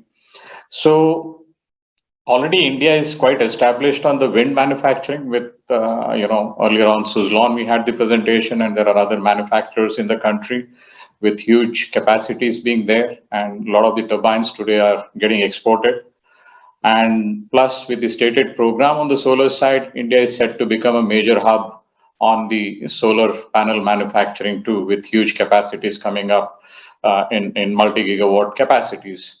So probably, both the sides could try and explore to see how between the two countries we could, maximize this opportunity of the self-reliance between the two countries with certain dedicated programs, including maybe some financing and other things to boost, because Philippines has a huge opportunity on the wind side, especially on the offshore. Plus, there are huge opportunities on the floating solar and off-grid side. And potentially, maybe under the ISA, we could look at another cooperation on developing certain storage technologies by allocating certain funds and taking an initial lead in terms of developing these technologies by funding some of the R&D projects jointly and certain areas. So all these efforts will eventually help benefit both the countries in terms of, first is leading the technology, and second, obviously, once you are taking a leadership position in the technology, followed by having indigenous manufacturing, obviously will lead to cost competitiveness and establish a framework of continuously developing the technology and leading, on that. I think that's where, I would like to, just put a few points, because most of the other things have actually been covered. So this kind of a cooperation can help both the countries and take leadership position in driving the renewable energy growth for both the countries. Thank you. Okay, thank you, sir. Our next guest is one who joined us for the last forum on renewable energy, Mr. Charlie Aiko, who is the president of WeGen Philippines. Thank you. Thank you very much, Ben, and good afternoon to everybody. It is really an honor for me to be a part of this conference. So what I'm going to share to you this afternoon are two things to explain what we are doing as a company and how we can possibly work together. Next slide, please.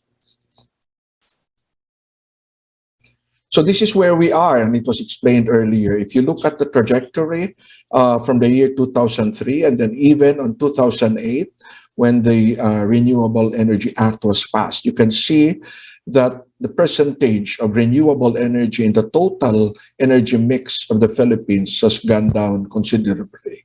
And then it's because of the tremendous rise of coal. And as mentioned earlier by our previous speakers, the target of the Philippines is to be at least 35% renewable energy in our energy mix by 2030. But I think, as Mr. Liveste has explained earlier, the price of solar, wind, and storage has gone down tremendously, that I think it is possible that we can go beyond that. So, next slide, please. As a company, we have to ask ourselves, because we are inspired by the encyclical of Pope Francis, Laudato Si, which is to care for our common home. We ask ourselves, based on where we sit, and we look at the two scenarios. Are we going to go into large solar farms or rooftop solar? These are two approaches. And we said, which one will respond better to the challenges of energy sustainability, reliability, and affordability? And then the second question that we asked is, which of the two approaches will give better results in terms of shared prosperity with renewable energy? When we say shared prosperity, it's not only us as a company getting the benefits of the business, but rather our customers. So we have one of the highest electricity costs in the region. So shared prosperity for us would mean bringing down the cost of electricity at the customer level. Next slide. So our choice is to go into distributed energy resources through what we call a swarm strategy, which will be anchored on rooftop solar installations. So what we plan to do is to build thousands of small solar installations, which are integrated into the grid through net metering. And we also encourage small storage systems, and hopefully, once the regulations are ready, to go into energy aggregation. What it does immediately, as also mentioned earlier, that our challenge here in the Philippines is our infrastructure for energy transmission, is by reducing the total consumption from the grid, we are in effect stabilizing the grid, since the additional power produced by the consumers themselves from the rooftops will not go to the grid anymore.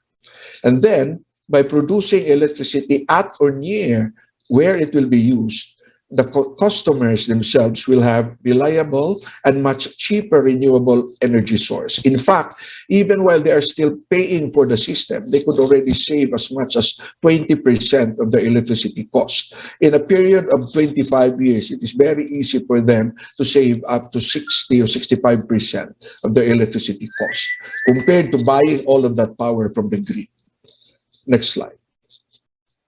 So what are the critical factors that we consider? And perhaps this is where India and the Philippines can work together. One is technology.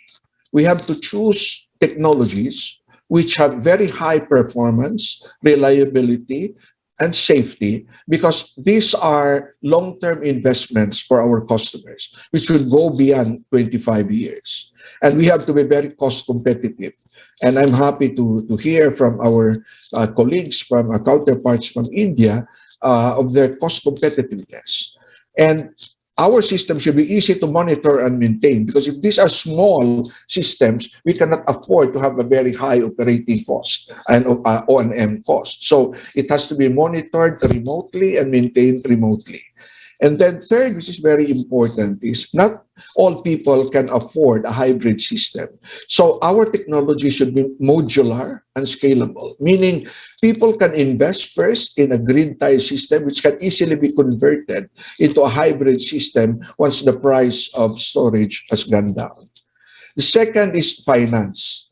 Our problem in the Philippines is there is very little available finance for small borrowers, meaning if you borrow 100,000, 200,000, 300,000 pesos, that's very difficult to access. It's good for very large companies and you borrow hundreds of millions, the banks are willing to lend it to you. But if you are an ordinary consumer who wants to install 5 solar panels on your roof, you will have a hard time going to a bank and getting financing for it.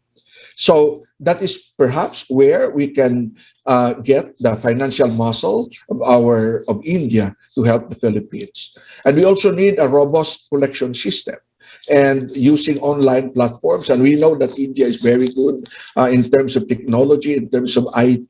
And we can also partner with distribution utilities. And then when we do something like this, many small projects, we need a very strong customer support.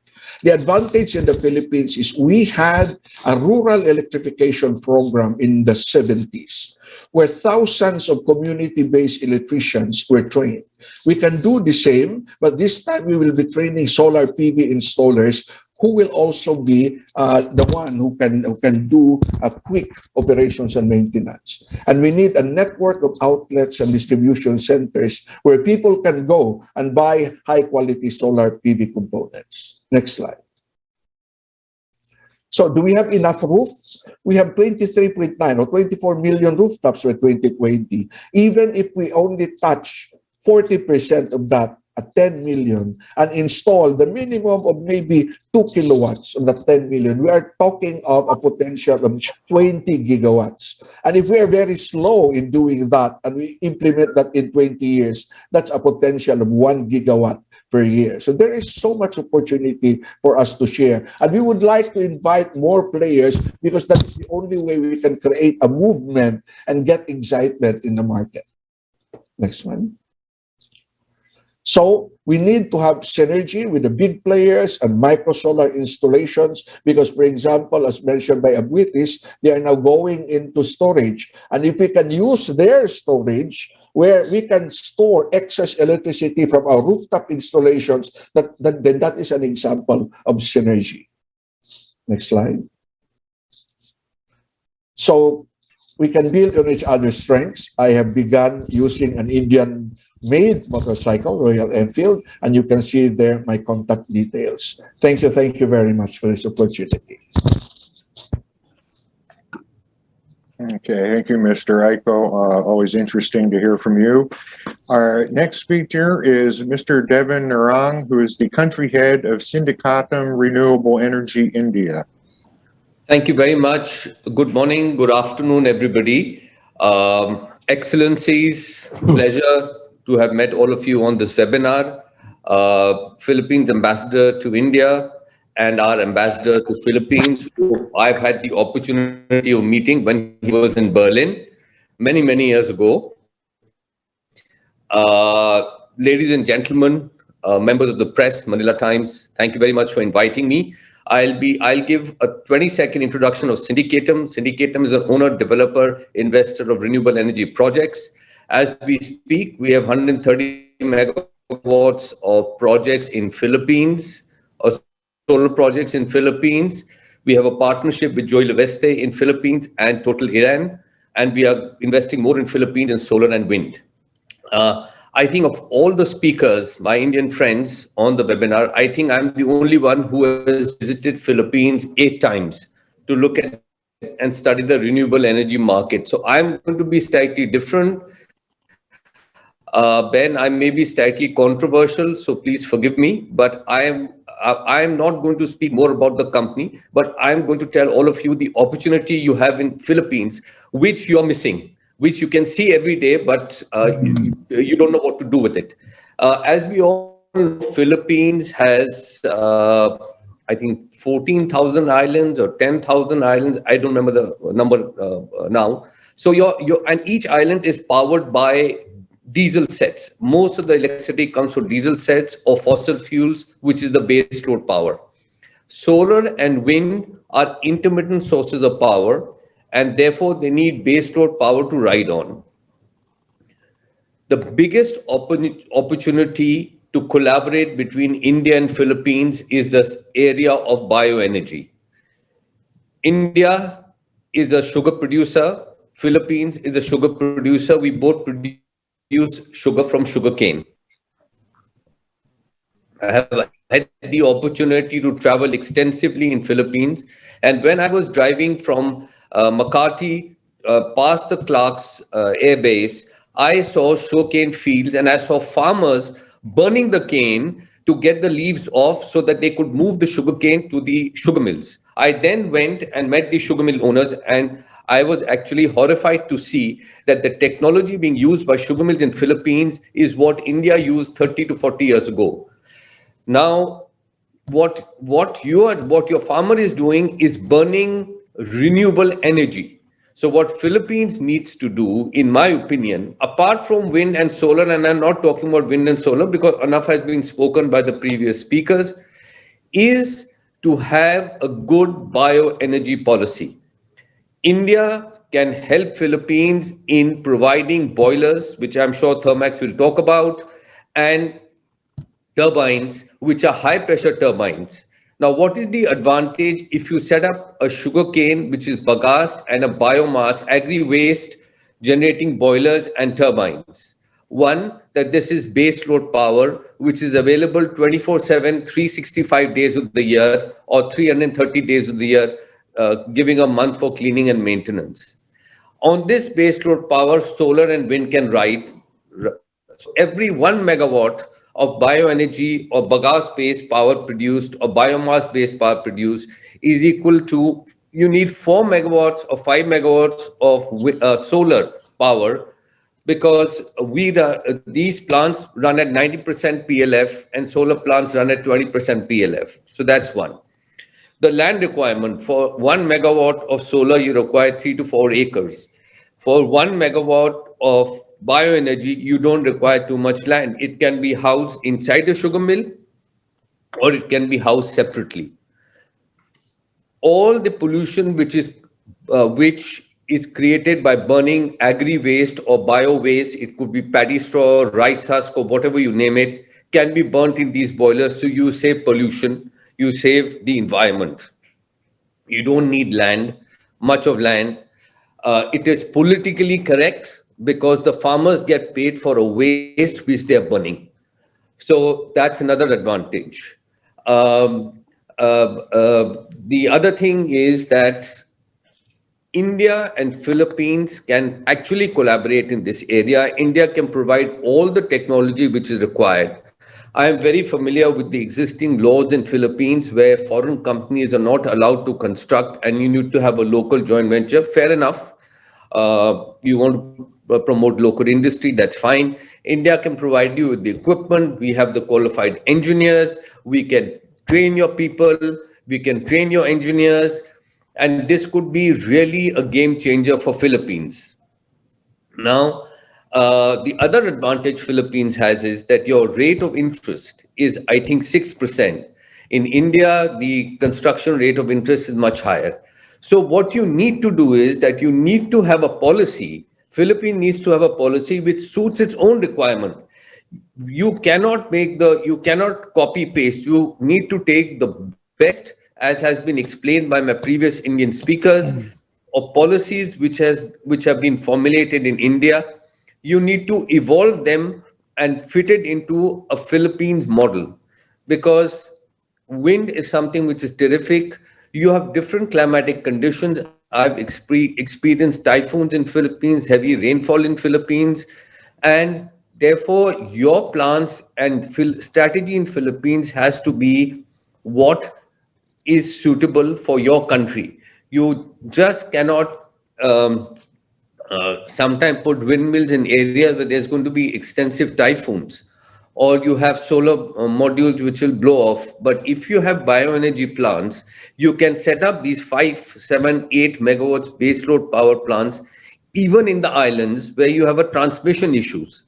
I have seen your islands because you have a large island, but you cannot move electricity because you need to transmit electricity from the main island to another island, and that is expensive, that is costly. So, in conclusion, I would like to say that we can collaborate. India has been producing power. We are the largest producer of sugar in the world. We have the technology. We have everything available. You can just pick it up. Happy to have more discussion on this in the Q&A. And of course, I'm not shying away from solar and wind, which will be there, but you need a combination of all technologies, including geothermal, to make sure that your dependence on fossil fuel goes away. And the next thing what Philippines should focus, which the world is focusing, is storage. Storage will be a game changer. I personally feel, Ben, that 10 years from now, you would store electricity in a battery which would be the size of a mobile. See how computers have shrunk, and you have computing power in your watch. So when storage becomes affordable for both Indians and Filipinos, that will become a game changer, because you can really move the battery storage. You can charge this battery somewhere and move it from island to island, home to home. That will be a game changer in the next 5 to 10 years. So wait for battery storage costs to come down, because it is not possible for you to connect all islands to transmission lines from a baseload power station. Happy to get into any Q&A. I did not want to make a formal presentation, but I just wanted to air some thoughts, because this is one area which is good for farmer, good for politicians. They get votes because the farmers get paid. So I believe that Philippines should have a very strong bioenergy policy, and we from India are happy to contribute any suggestion your government of Philippines need. Through the ambassador's office, we are happy to contribute. Thank you very much. Thank you for that. I think that's some things that people here needed to hear. Our next speaker is Mr. Jeffrey Caranto, who is the president of the National Geothermal Association of the Philippines.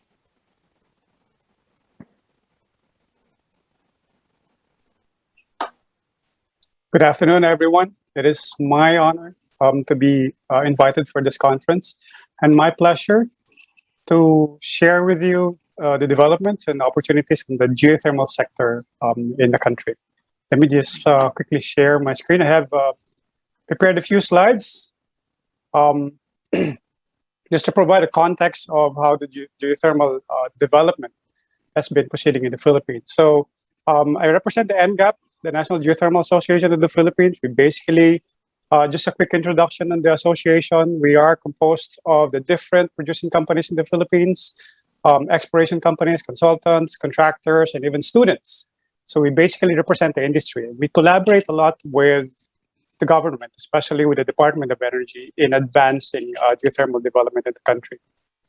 So as a lot of you are all aware of that, there's been a lot of mention on geothermal development in the Philippines a while back.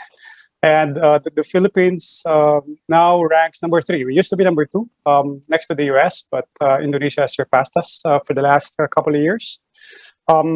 And despite that, we're still in number 3 in terms of total ranking. As far as the energy mix of the Philippines is concerned, you see in the graph on the right that geothermal accounts for about 7.6%. Now, this is in 2019. This significantly has been reduced, as shown by the earlier speaker, primarily because of the dominance of coal and also of oil. You see there that solar and hydro have a significant increase in terms of total generation. But if you take a look at the total mix, we still have a long way to go as far as renewable energy is concerned. So as far as geothermal, we started back in the 1970s because of the oil crisis. And then we started increasing the installed capacity in the 90s. And that was maintained until now. We're close to 2,000 megawatts. And with the passing of the Renewable Energy Act in 2008, 2009, there's quite a number of private investors and private developers that have explored and actually put in some power plant units in the Philippines. Now, the map on the right just shows the different geothermal power installations in the Philippines. The Macban and Tiwi are both owned by Philippine Geothermal Production Company and Aboitiz Power. The 32 megawatt Maybarara is owned by Maybarara Geothermal, and the rest of the power plants in the Visayas and Mindanao, close to 1,200 megawatts, are owned by Energy Development Corporation. Now, it's significant to note that when the RE law was passed in 2009, that is when we also saw a number of exploration drilling by private companies. And like I said, the number of installations, there was in 2014, the first unit of Maybarara was put online. This is a 20 megawatt installation. And then EDC also added additional 30 megawatt by transferring one of their power plants in Masulo. Now, because of the success of the Maybarara 1 unit by the Maybarara Geothermal Company, they installed another 12 megawatts in 2018. And so now they total 32 megawatts. Now, as far as the other exploration areas are concerned, there were a lot of drilling in Biliran. Several wells were drilled in Montelago and Mabini. But unfortunately, those projects did not push through to power plant development yet. I put the number here in 2022 because this will be the year, next year, when Energy Development Corporation will put online additional capacities, geothermal capacities, based on the optimization of their existing plants. 29 megawatts for the Palayang Bayan binary power plant, and about 3.6 megawatts binary power plant for Mindanao 3 in Mount Apo. So these are ongoing projects. Construction are in place, and we expect to see those online before the end of next year. So new frontiers are also being put forward by the Department of Energy. Very recently, they just conducted an open and competitive bidding for both for 5 projects, and we note some of the high temperature and moderate temperature systems such as Daklan and Putinglupa, which are of great interest to some of the bidders. Now, if we take a look at the Philippines, I mean, the technology has been a mature technology because we've developed this baseload resource since the 1970s. And if we take a look at the factors that drive the growth of geothermal in the Philippines, one of that obviously is the renewable energy laws, who are all aware. We still have a number of geothermal resources in the Philippines. A lot of the high temperature systems have been developed and explored. However, there's still quite a few that can be further explored. We're now focusing our efforts also on low enthalpy systems, because that's a vast resource that hasn't been tapped yet. And also because of the number of volcanoes that we have in the Philippines, that the acid systems is also something that we may consider, if the projects become economical in developing the systems. As far as technology is concerned, I'm proud to say that the Philippine companies have been spearheading the growth in terms of new technologies. Companies here have been managing the decline rates of the geothermal reservoirs. Most of the fields are producing have been producing for the last at least 40 years, and we will continue to see production from this sustainable production from these fields. Reservoir management has been based on best practices, both from the local and international practices. And we've been spearheading some innovations on problems that are specific to Philippines, such as anti-scaling agent, because we need to address silica and calcite, for example, use of corrosion-resistant alloys, and other innovations that are homegrown because they have to be addressed by these companies. Since the Philippines have been in geothermal for quite some time, obviously human resources, competent human resources are abound in the country. And you can find this in other consulting groups, professionals that are consulting professionals that have retired from existing companies, or from or even from the academy. So as far as I mentioned about other geothermal resources in the country, this is a map of the Department of Energy that shows the different sites in the Philippines. These are just some of the few. If you take a look at the map of the Department of Energy, there's actually quite a number, especially of low enthalpy systems that have yet to be explored and developed, especially since these are located in island areas. We've been talking about, island power. This may be some of their power options that can be considered in powering the islands themselves.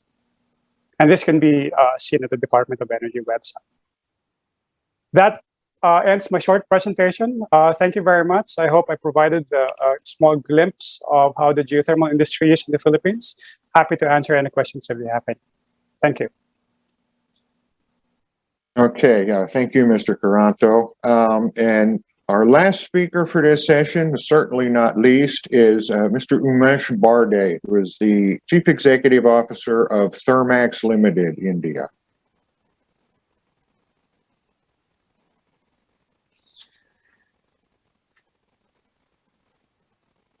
Good afternoon. All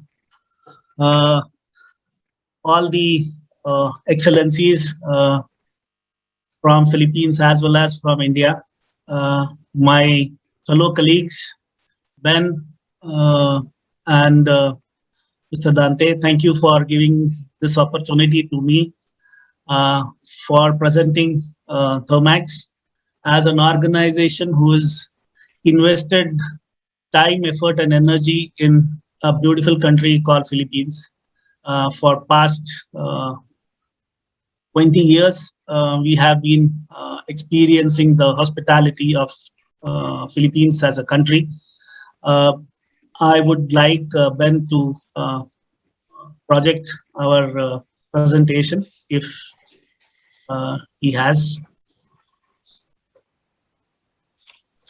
Ben? Okay, somebody have that for us? I had shared that. Anyway, I will try and share that. There we go. Okay, yeah. We got it now. Yeah, we can. I can cut short the presentation about Thermax. We have already covered it in the film which we showed. Ben, I would like to move to slide number 13, which talks about our presence in Philippines, and building on what Mr. Devin Narang was saying about harnessing the biomass and bioenergy available in the Philippines for an extremely useful need.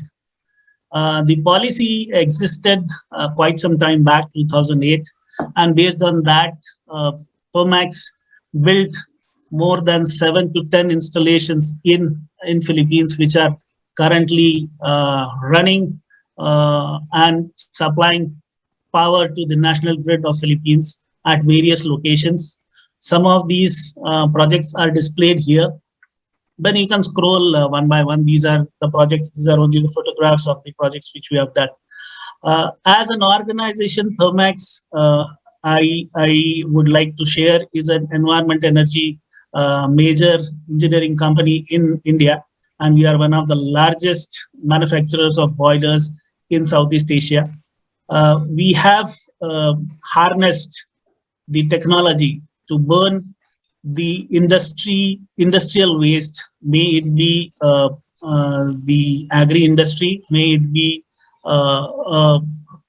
industry from cement, may it be industry from steel manufacturing.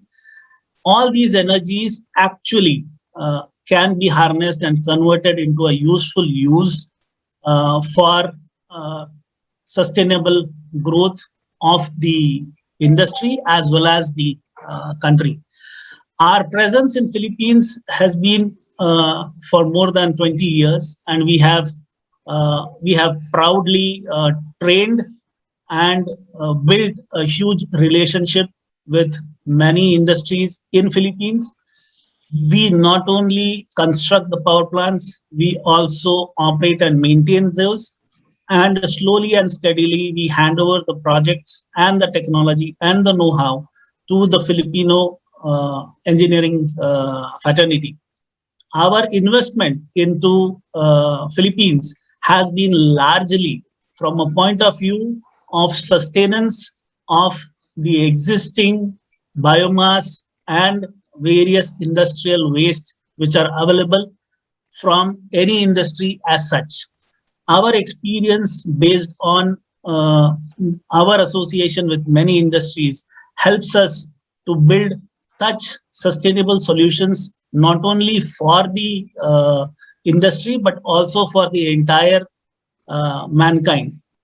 Today, I am very proud to share that we have projects which normally would, which are using the least amount of water into their plants by using air-cooled condensers. We have reduced the requirement of water, which is going to be a major issue as we go ahead in the industry. Not only biomass, we have also harnessed solar energy. We have already built close to about 1 megawatt of rooftop plants in Philippines. We are also present in India for rooftop solar. The basic need of any industry is to make use of the resources which are available within the industry as such. Based on this, we have targeted the industry as such specific to build solutions around whatever waste, whatever waste and whatever heat energy is available, which is increasing the temperature, global temperature, world temperature all around, and hence our technologies which Thermax manufactures are able to generate renewable energies sources from plants like cement industry, plants like sugar industry, plants like steel industry, and they have contributed a major in most of these industries all across the globe. Coming back to a solution provider, we have recently shaken hands with a technology partner who would help us to convert the agri-waste into bio-CNG. Now, building on what Mr. Narang had shared, Philippines is an island country which has got diesel generating set all across the islands scattered, where oil, transportation, etc. is a big issue. Having studied that, we have now a technology which can convert cellulosic, lactosic, industrial or agricultural waste into bio-CNG, which can be fired, co-fired along with oil, diesel in diesel generating sets, which can be easily installed in a record time of 8 to 10 months of time, and can give sustainable solution replacing the basic fossil fuels.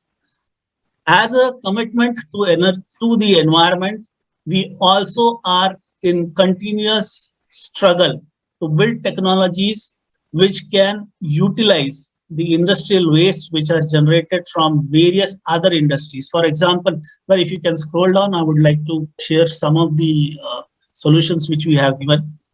Just go down a bit. These are our experiences. You just go down. we have worked with a company called Nestle, which discards its coffee waste into the stream. Now we use this coffee waste to produce steam as well as power for its sustenance into the industry. Our R&D support continues to strive to build solution across all the aspects of any industry, to build projects which are sustainable on the on the fuels, on the waste which are generated by the industry.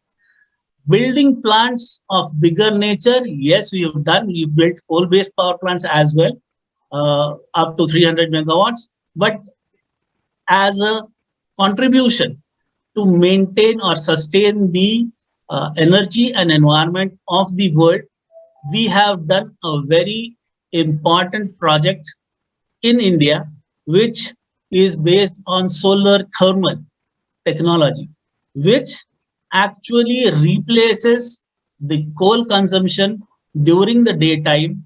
And this has been built for a very big power producing company in India called the National Thermal Power Corporation, wherein we have configured a plant along with the solar thermal unit, wherein a part of the steam is generated by this solar thermal plant, and it replaces a huge amount of coal during the daytime.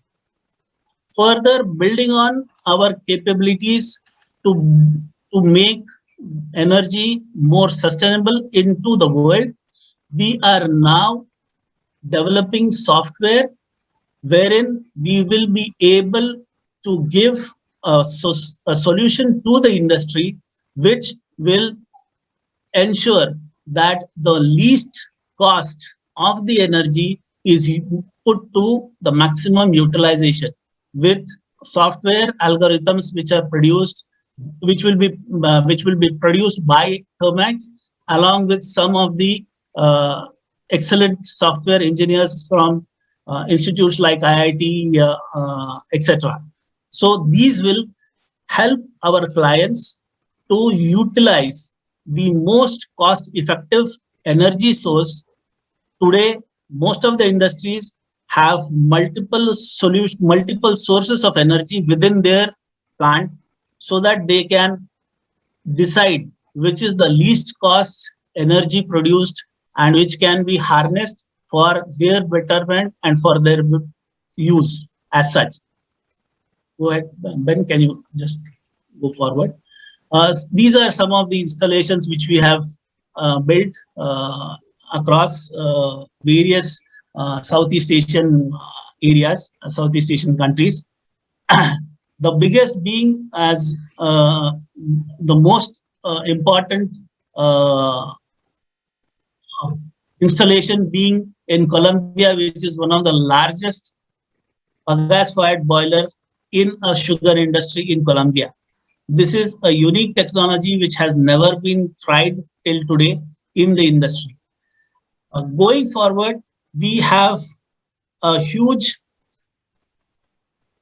potential to look at multiple sources of energy being produced from a biomass plant, a solar rooftop, a solar thermal, and also a fossil fuel based plant to be configured, wherein we will be building a system which will ensure that the plant which is set up can give a sustainable solution at the least cost to the user as such. With this, I would like to conclude my presentation on Thermax. These are some of the installations which are on various industrial waste. When you can scroll down for the benefit of the people. Vinas as spent wash, which is an extract of sugar industry, which is used for power generation. Right. I would be very happy to answer questions around these installations as such, or for any other industrial waste which can generate power and generate energy for the industry. Thank you. Okay, thank you very much, Mr. Barde. Okay, we're going to have a brief question and answer session. Just very brief, because of course we've been pushing the clock all day. Frank, would you like to start us off? Sure. Let me just say also that, for the questions that we can't get to today, we will be sending those to the speakers or the resource persons attending here today. But Ben signaled to me I'm limited to one question, so let me cheat a bit and ask a compounded question to our ambassadors here. To Ambassador Bhagat Singh, there's a lot of opportunities for cooperation between India and the Philippines and in the energy sector. I'm just wondering where you think that can begin, or what would be the priority. And for Ambassador Kumaran, maybe if you can tell us, it was interesting that you mentioned the MOU. I was wondering if you can give us an idea of, what needs to happen so that can get started. So maybe Ambassador Bhagat Singh first, where can we begin this energy cooperation? Well, my question should be answered first by Ambassador Kumaran, because we need the MOU. We need a working paper. We need the terms of reference. And not just the holistic macro approach between our two countries, but more specifically to cover B2B. Okay, so the framework will be made in the MOU, and we hope that can be signed. Now, when we become a member of the International Solar Alliance, that will pave the way and open the platform for all the discussions on solar. And there's so many options available. 88 countries are members of the ISA, and they've all been very pleased and very happy with the support and assistance that they got from India. So we finalized that, and then once you have B2B, which is what is happening right now with some of the companies involved, especially on biomass, etc. So we can provide all the assistance needed on the part of the embassy, and I'm sure DTI and the Department of Energy will pave the way for the policies and the directions and the rules and regulations that all these companies will have to get into. So I guess in a short way, that answers your questions. But rest assured that the embassy will provide all the possible assistance needed for whatever on the macro level and on a B2B level. Thank you, Dante. Thank you, Ambassador, for that. There's really so much things that we would like to ask you about, including political questions, of course. But I think we need to schedule a roundtable interview just for you. So please expect us to reach out to you and schedule that. Ambassador Kumara, the MOU. Ambassador Bhagat Singh said that it starts there. Give us an update, please. Yeah, so we've been negotiating this MOU for some time. We've more or less finalized the text. It's, I think, currently resting with the Philippines Department of Foreign Affairs for their legal scrubbing. We hope to be able to sign that very quickly. And once we sign that, we'd like to have the first meeting of the joint working group. And therein we can have a structured exchange of, policies and programs and what we're doing in India and what you're doing in the Philippines, and also give some visibility to our companies as to the opportunities there. But let me take this opportunity just to answer the second part of your question. Well, that's the important question. One is the G2G track through the MOU, and we'll pursue that. Then I think the B2B track, the business-to-business track, is very important. And I want to thank everyone for wonderful presentations. And what comes through very clearly is that there are opportunities to source from each other. There's equipment, there's material that can be sourced by our companies from each other. There's an opportunity to invest in each other's projects. I think this is already happening, but it can happen in a bigger way. We can share technologies. We can also look at jointly developing some R&D projects jointly at the company-to-company level. We can also participate in projects either jointly or individually in each other's country. So there's a very vast pipeline of activity that can happen. And I want to just reflect on a few specific points that came up. It's good to meet Mr. Narang again after about 2 decades. I think the bioenergy project, what we have now is we have introduced a very small pipeline of grant-funded Indian projects, development projects in the Philippines. These are what we call quick impact projects. And under that, perhaps we could look at the bioenergy as a project, as a pilot project, and we can work with the local government unit in one of the islands to see if we can just do a pilot to showcase what's possible. On geothermal, I think we are discussing the possibility of NGAP delegation visiting India and discussing with the stakeholders, the Indian side.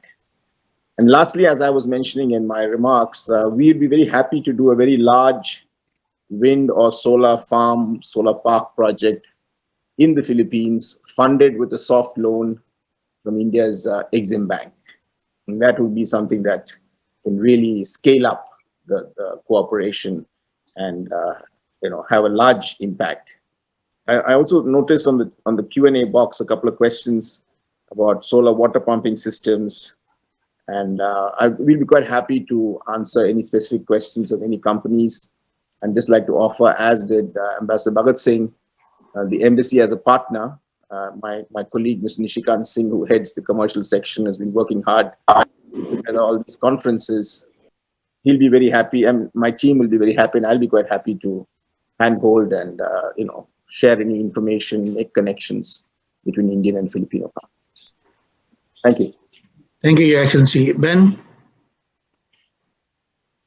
Okay, first of all, I'd like to thank all of our speakers, and we would have tons of questions for all of you, but we're a little bit short on time. Could I just ask everybody, just as a matter of my own interest, could you please share your contact information and your presentations, if you have them, with our organizers, so we can get back to you later. I'm going to single a couple of you out. I'm going to address a question to Mr. Aiko and Mr. Narang because of some of the comments that you made during your presentations. And we've heard from Mr. Aiko before on this.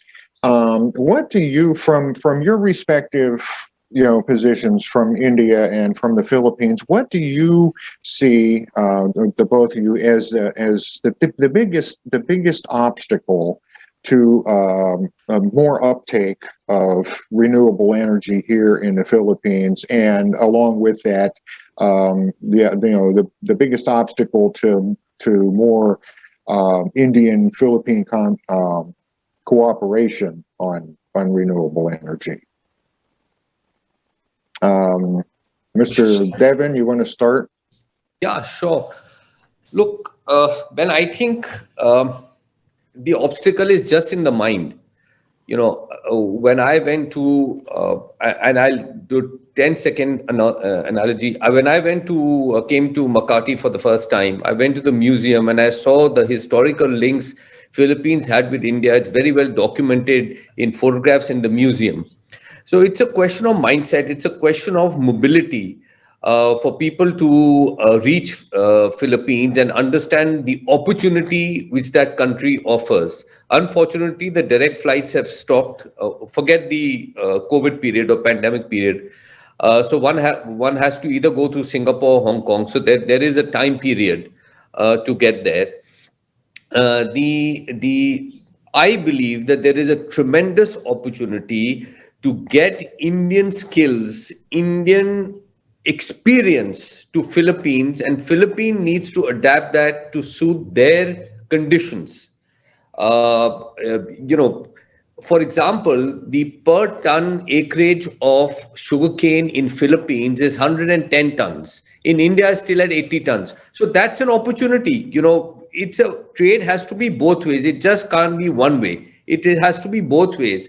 And one has to find that sweet spot to actually make sure that if we want a better world for our children, for our grandchildren, then we need to go renewable, and we need to get rid of coal. We need to have a base load power. It could be tidal waves in Philippines. We could learn from them.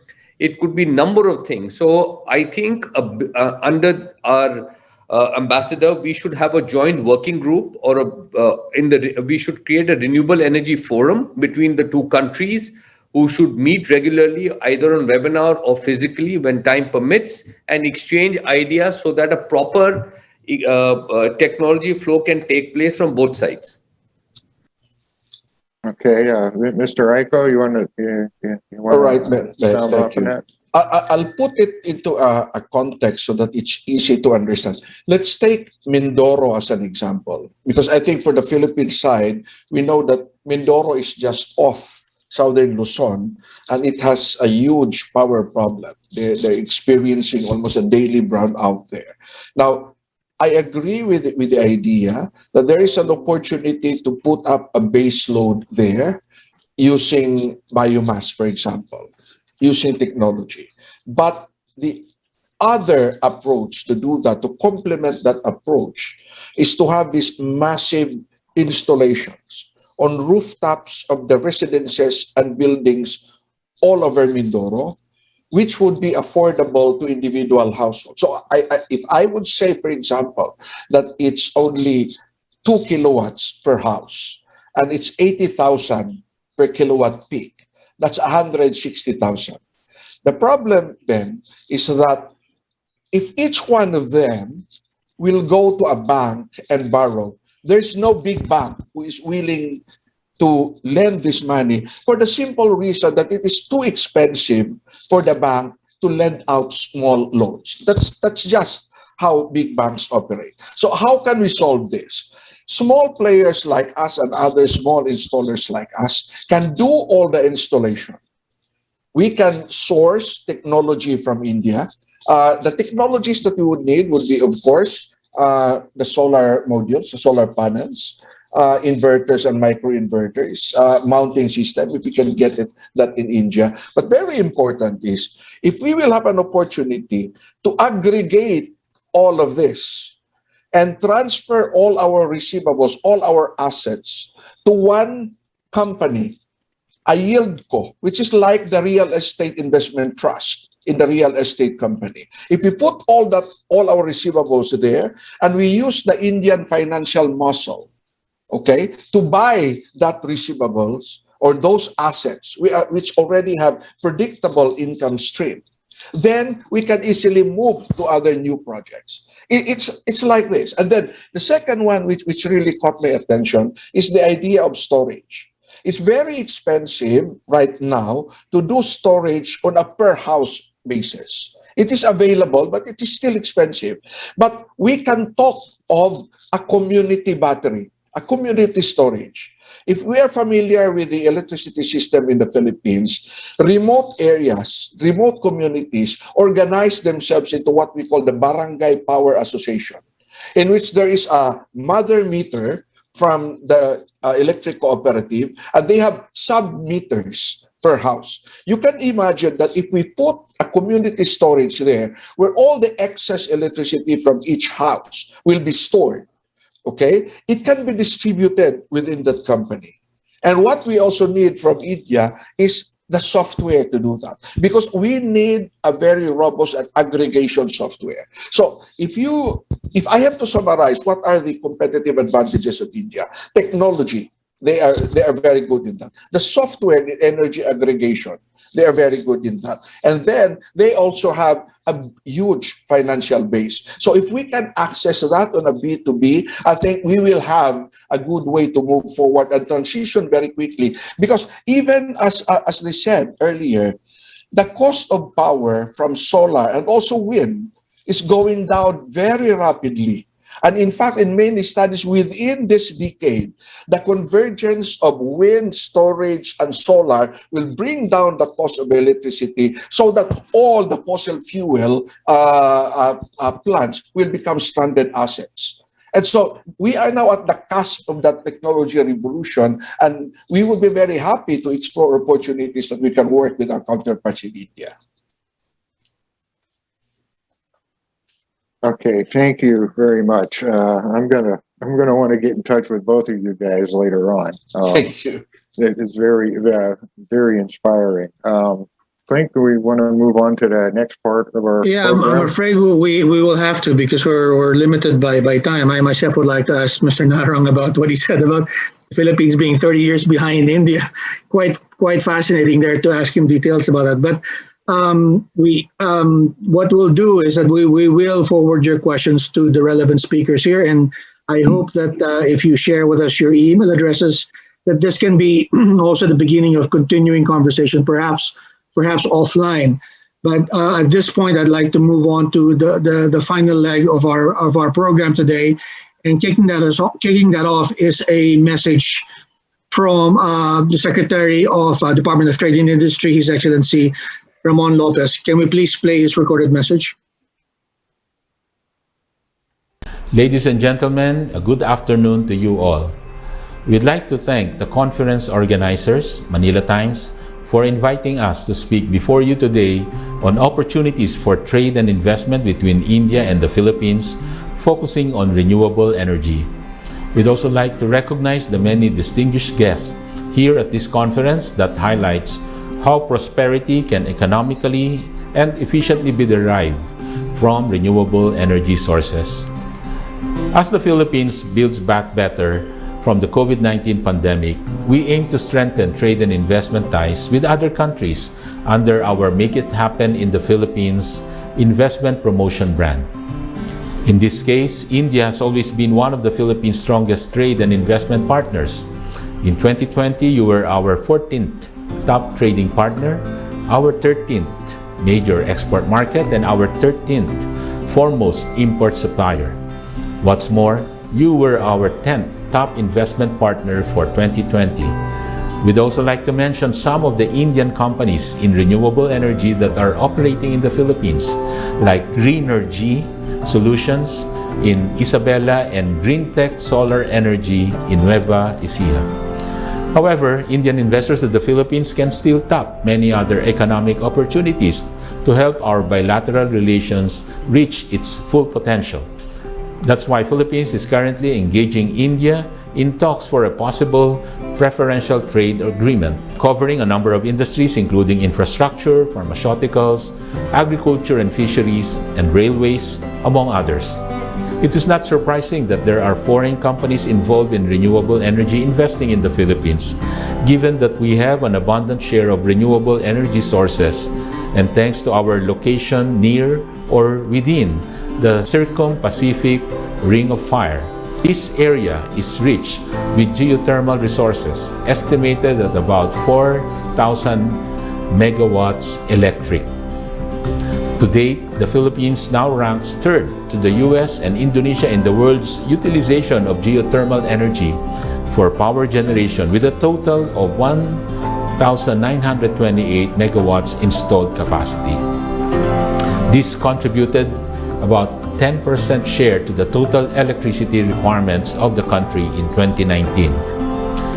While coal currently dominates the country's power mix, our Department of Energy had declared last December 2020 a moratorium on endorsements for greenfield coal power plants. What's more, the Philippines is now allowing 100% foreign ownership in large-scale geothermal exploration, development, and utilization projects. These large-scale geothermal projects have an initial investment cost of about $50 million capitalization through financial and technical assistance agreements, or FTAAs. We believe these two factors will eventually increase the share of geothermal in the power mix of the Philippines. On a side note, our own President, Rodrigo Roa Duterte, had urged government agencies in a 2019 national address to fast-track the development of renewable energy sources and reduce the country's dependence on traditional energy sources. To support greater renewable energy engagements between Philippines and India, a memorandum of agreement between our DOE and India's Ministry of New and Renewable Energy was signed in 2007. This MOA would help our two nations collaborate in research, development, and demonstration of renewable energy technologies, as identified through mutual discussions. Likewise, DOE had sent a letter to our Department of Foreign Affairs last January of this year, 2021, regarding the interest to advance the country's status from being an observer of the India-initiated International Solar Alliance to becoming a member. These factors, together with our robust macroeconomic fundamentals, resilient economy, a deep pool of 49 million manpower, resource, and preferential access to major markets, show why the Philippines is still considered a top investment destination in the world. We also like to point out that renewable energy projects in the Philippines can avail of incentives with our Board of Investments under our game-changing corporate recovery and tax incentives for enterprises, more popularly known as CREATE law.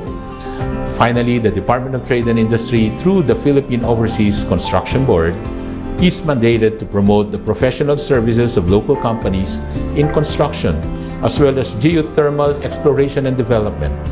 In this regard, India power companies can team up with Philippine companies not only in developing geothermal resources, both in India and the Philippines. To conclude, as the world deals with climate change amidst the pandemic, one way nations can build back better is through collaborations in renewable energy. This will not only create more jobs and employment for our people, it would ensure that economic growth will be sustainable and resilient in the post-pandemic future. Thank you very much, and mabuhay po tayong lahat.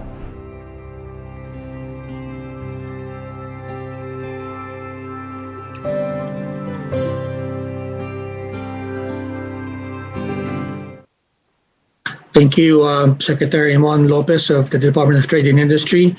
We shall now hear from Mr. Edgar Lacson, who is, Edgardo Lacson, I apologize, Acting President of the Philippine Chamber of Commerce and Industry at PCCI. President Lacson? Yeah, good afternoon and thanks, Dante. On behalf of PCCI President Ambassador Benedicto V. Rico and the entire Chamber movement, I would like to congratulate and thank all the presenters, our partners and friends who have generously shared their expertise and experience today. I would also like to congratulate and thank the Manila Times for organizing this online forum and bringing us all together this afternoon. Let me also thank and compliment the Embassy of India and the Federation of Indian Chamber of Commerce and Industry for their willingness and enthusiasm in sharing their success story with us. And also our profuse thanks to His Excellency Ambassador Shambhu Kumaran for helping today's event, organizing today's event to deepen Philippine-India economic relations. We applaud India's leaders for leading the way to sustainability through renewable energy and unselfishly sharing your technology and resources to make the Philippines benefit equally from your success in the field of solar power. Rest assured that PCCI and FICCI of your Indian Chamber will work closely together to make this initiative a success. Thank you very much and good afternoon. Thank you, President Lacson. And now to hear the closing remarks from Shri Deepak Bagla, Managing Director and CEO of Invest India. Good afternoon, sir. Good afternoon, Clink. First, I must compliment you and Ben and your entire team for getting us together.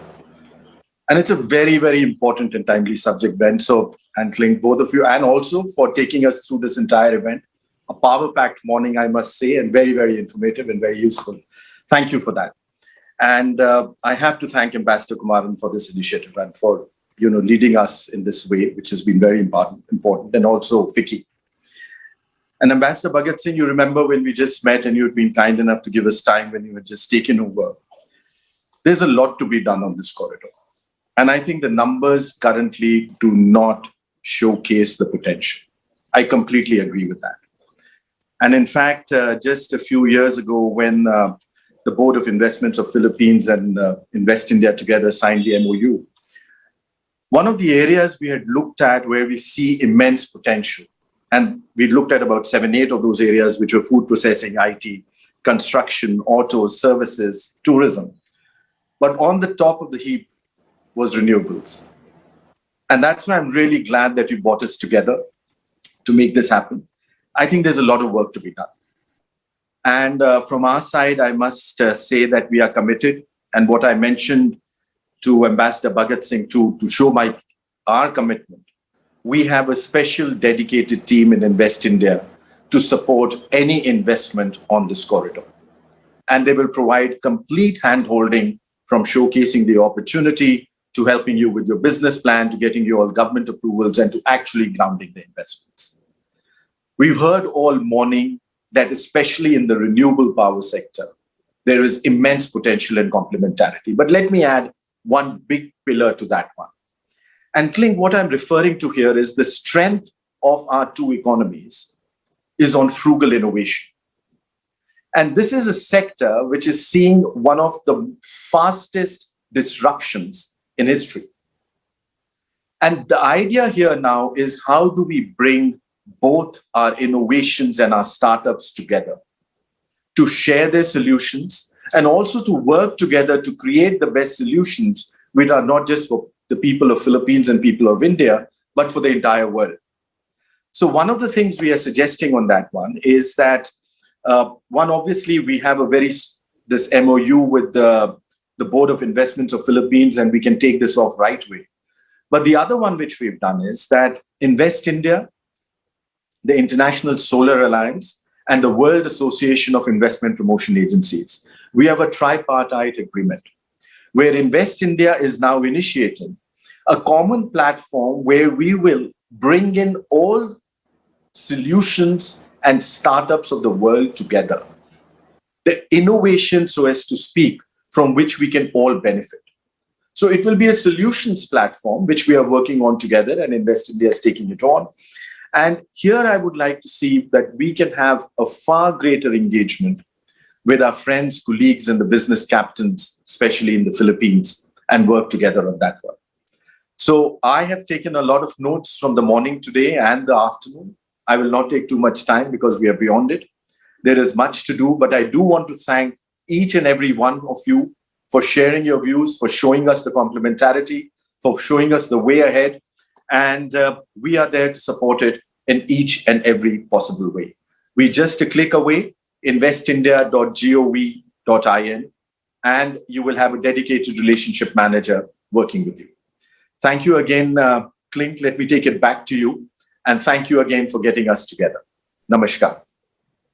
Thank you, Mr. Bagla. And yes, I hope that this will be the beginning of more conversations to follow, perhaps starting with renewable energies. But as you said, many other opportunities can be explored. Now, our last speaker for the day, who will give a vote of thanks, is Mr. Nishikant Singh, the First Secretary for Economic and Commerce of the Embassy of India. Mr. Singh? Thank you, sir. It is my privilege to deliver the vote of thanks for today's business conference on shared prosperity with renewable energy, opportunities for India-Philippines engagement. The event, which has been jointly organized by the Embassy of India in Philippines in coordination with Manila Times and FICCI. I take this opportunity to extend our heartfelt gratitude to all our distinguished leaders, excellencies, industry leaders, and participants for attending the event today and for making it a successful event. I thank Manila Times and FICCI in organizing this event, and I even take this opportunity to thank Invest India, DTI, Department of Energy, PCCI in making this event a success. So thank you, sir. Namaste. Mabuhay. Thank you, Mr. Singh. Well, that wraps up our program for today. It's been quite a long one, but full of substance. Ben, thank you very much for moderating this event with me. And of course, my special appreciation goes to the Embassy of India in Manila. We could not have done this without you. And as I said, we hope that this will be the beginning of more conversations to follow between the Philippines and India. Thank you, everyone. And good afternoon and good day to you. Thank you. Thank you. Thank you.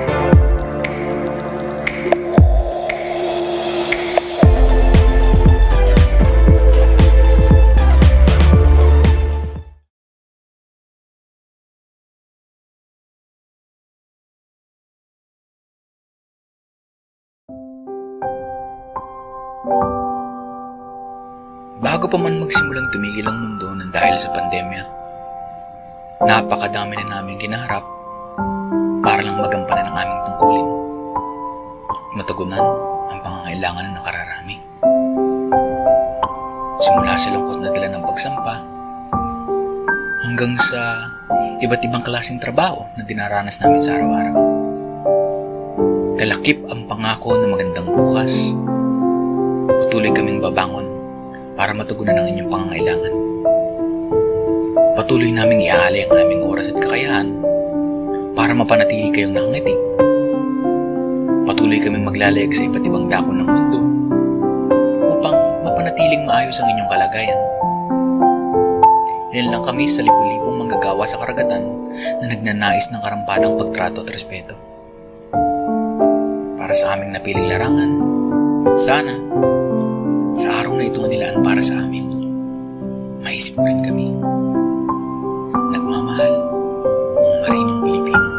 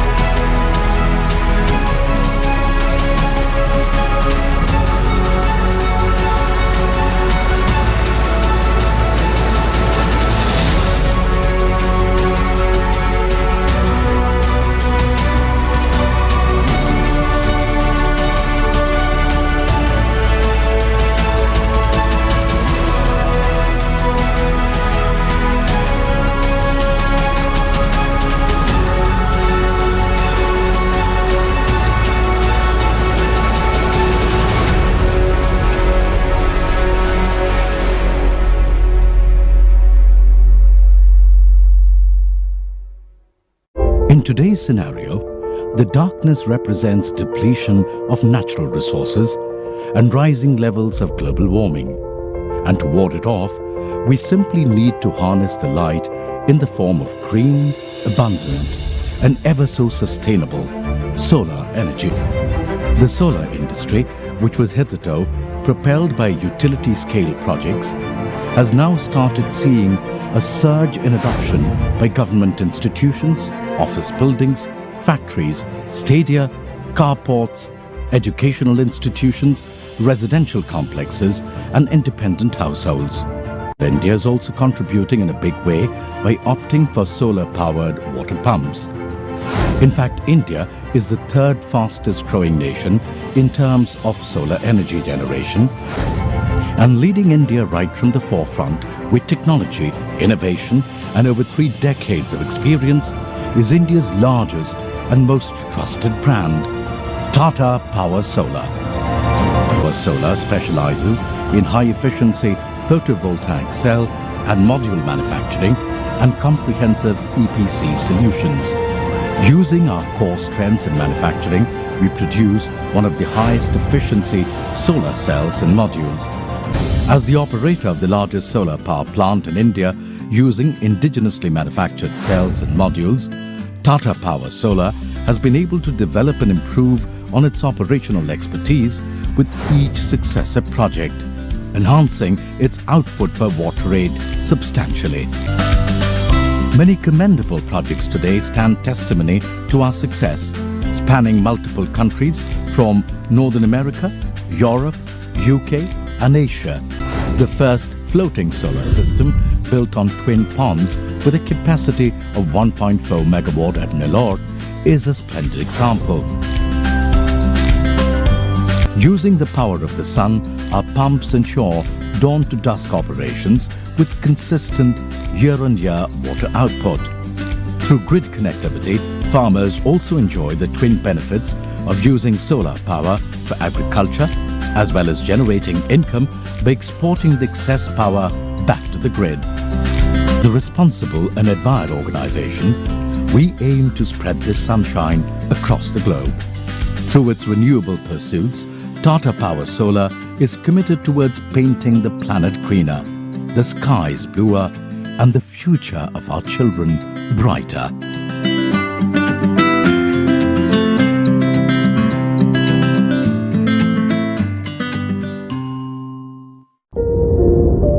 Meet the source of life on land and the sea.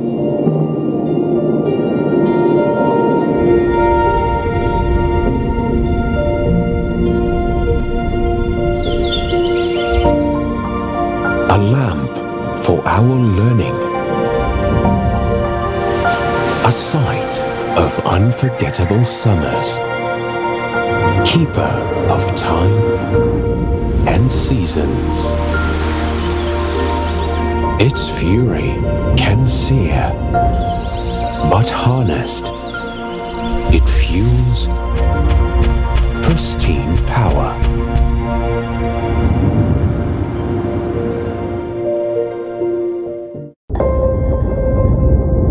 Behold, one of the greatest forces on earth.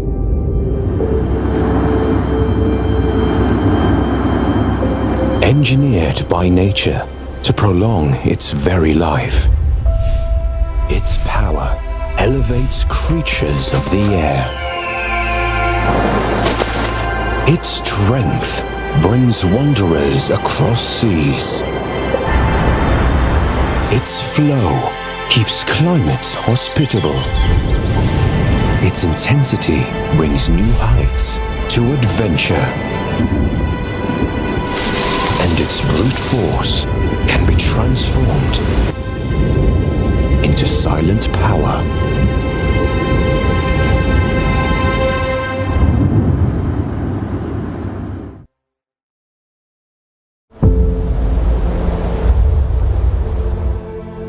Our life's anchor.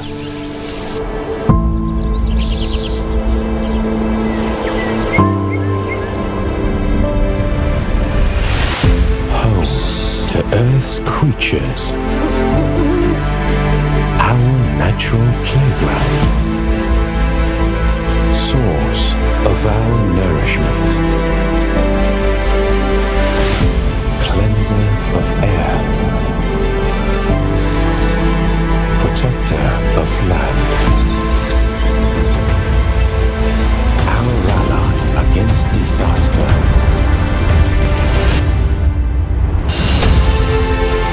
Trees help and save us. Let's help and save them.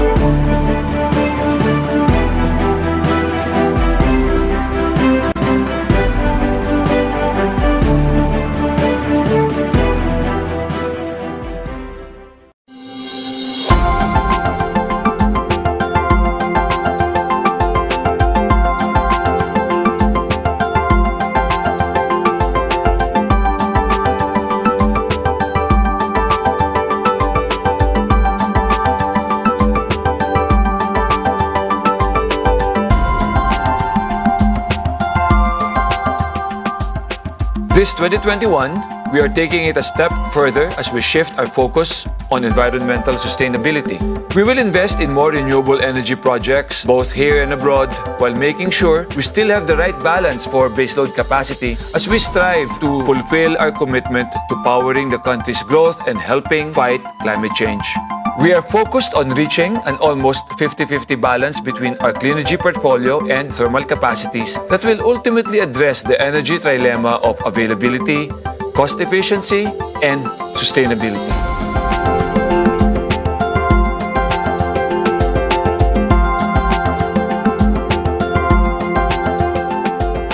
We at Aboitiz Power want to be more than just your preferred energy company. We want to be a catalyst for change. while being an effective partner for progress. Our mission stays the same. We aspire to drive change for a better world, not just for the people living today, but for generations to come.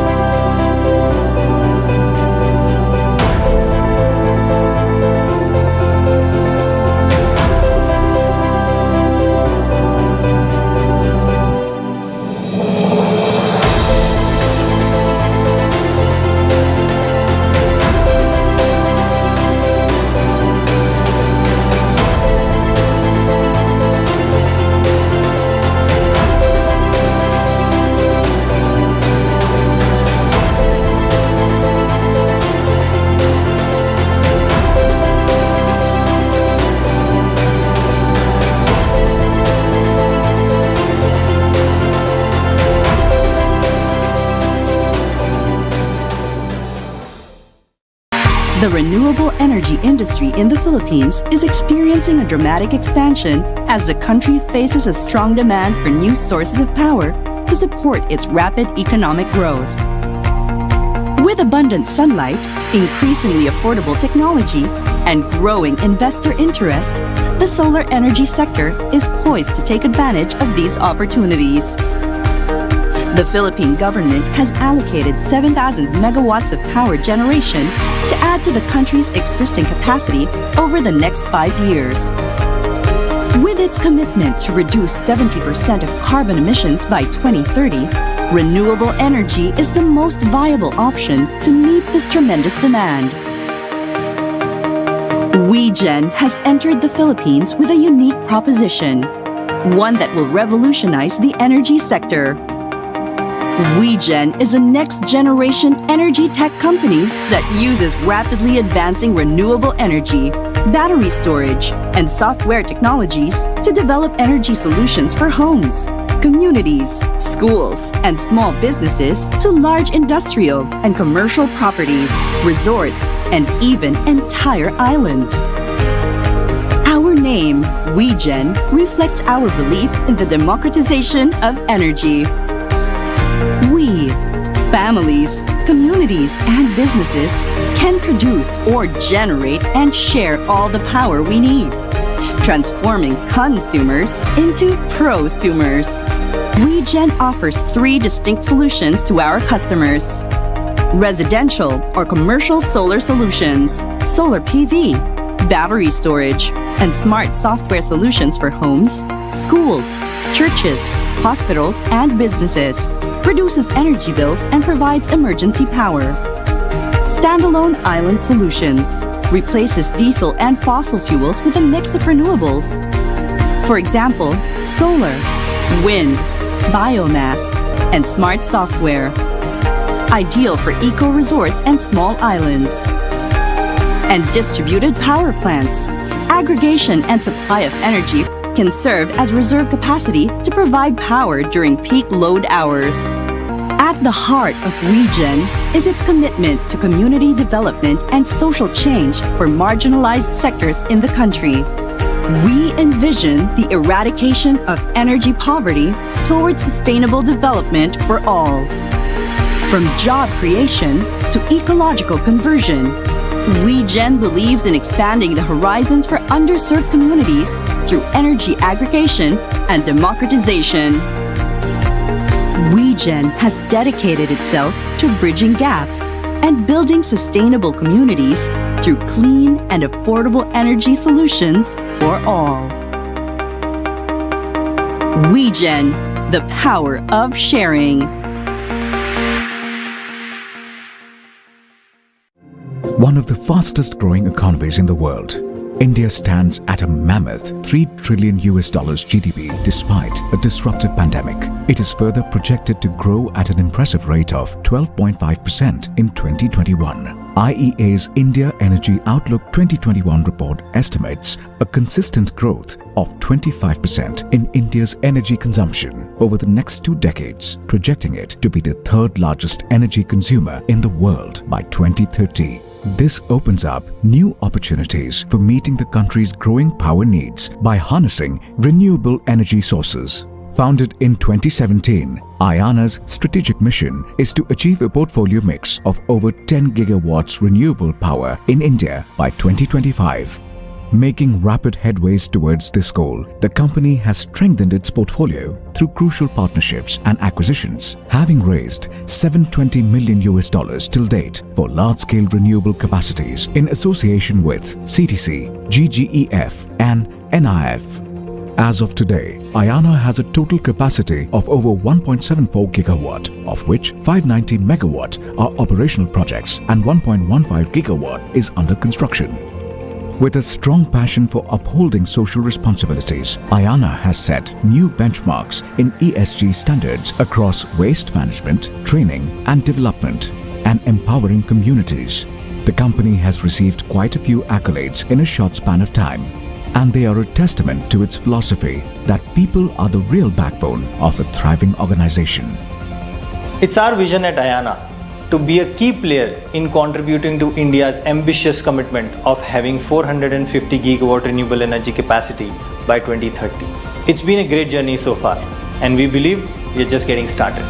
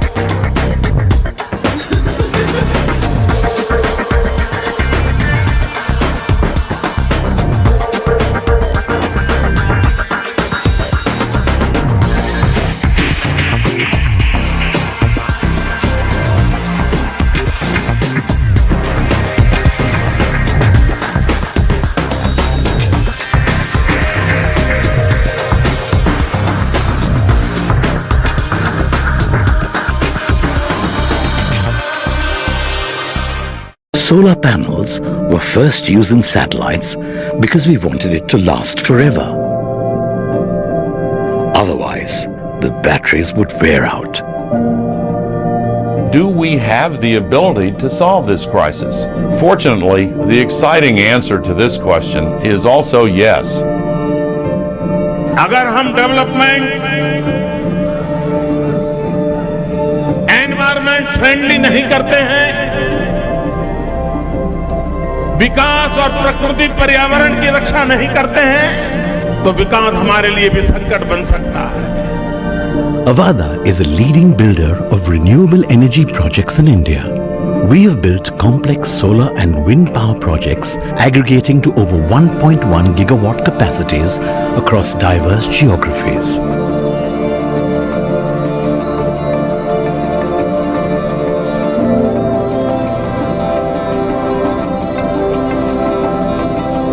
We have built some of India's largest capacities. We were the first in the country to build a 1 gigawatt solar portfolio.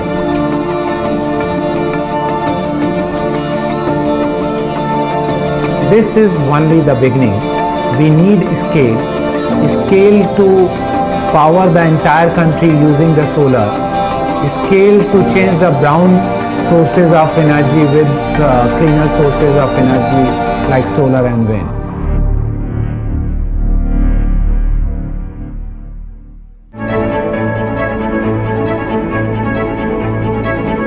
Thanks to our amazing engineering, procurement and construction team, we have managed to do the solar project and wind project in a very economical and sustainable fashion. Our emphasis on systems and processes has enabled the organization for flawless execution by consistently decreasing its on-ground development cycle, thus completing projects several months before schedule. We have pioneered solar power solutions, both in terms of plant size and total installation capacity, helping bring the solar tariff closer to grid parity. The plants we have built were numbered among those with the highest efficiency in India. We are showing the world that solar energy is not only sustainable form of energy, but investing in solar can be profitable too. With our strong EPC execution capabilities and project portfolio, we had managed to build a competitive advantage through already locked-in land banks, long-term signed MOUs, PPAs with state utilities. We have drawn investors like Asian Development Bank, General Electric Capital and DG from Germany for our past projects.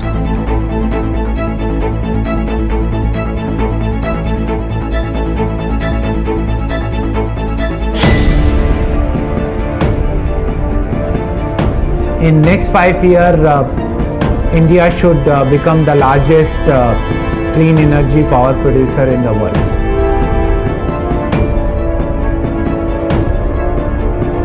We need to be responsible because in the coming years, India is going to be a major manufacturing hub for the world.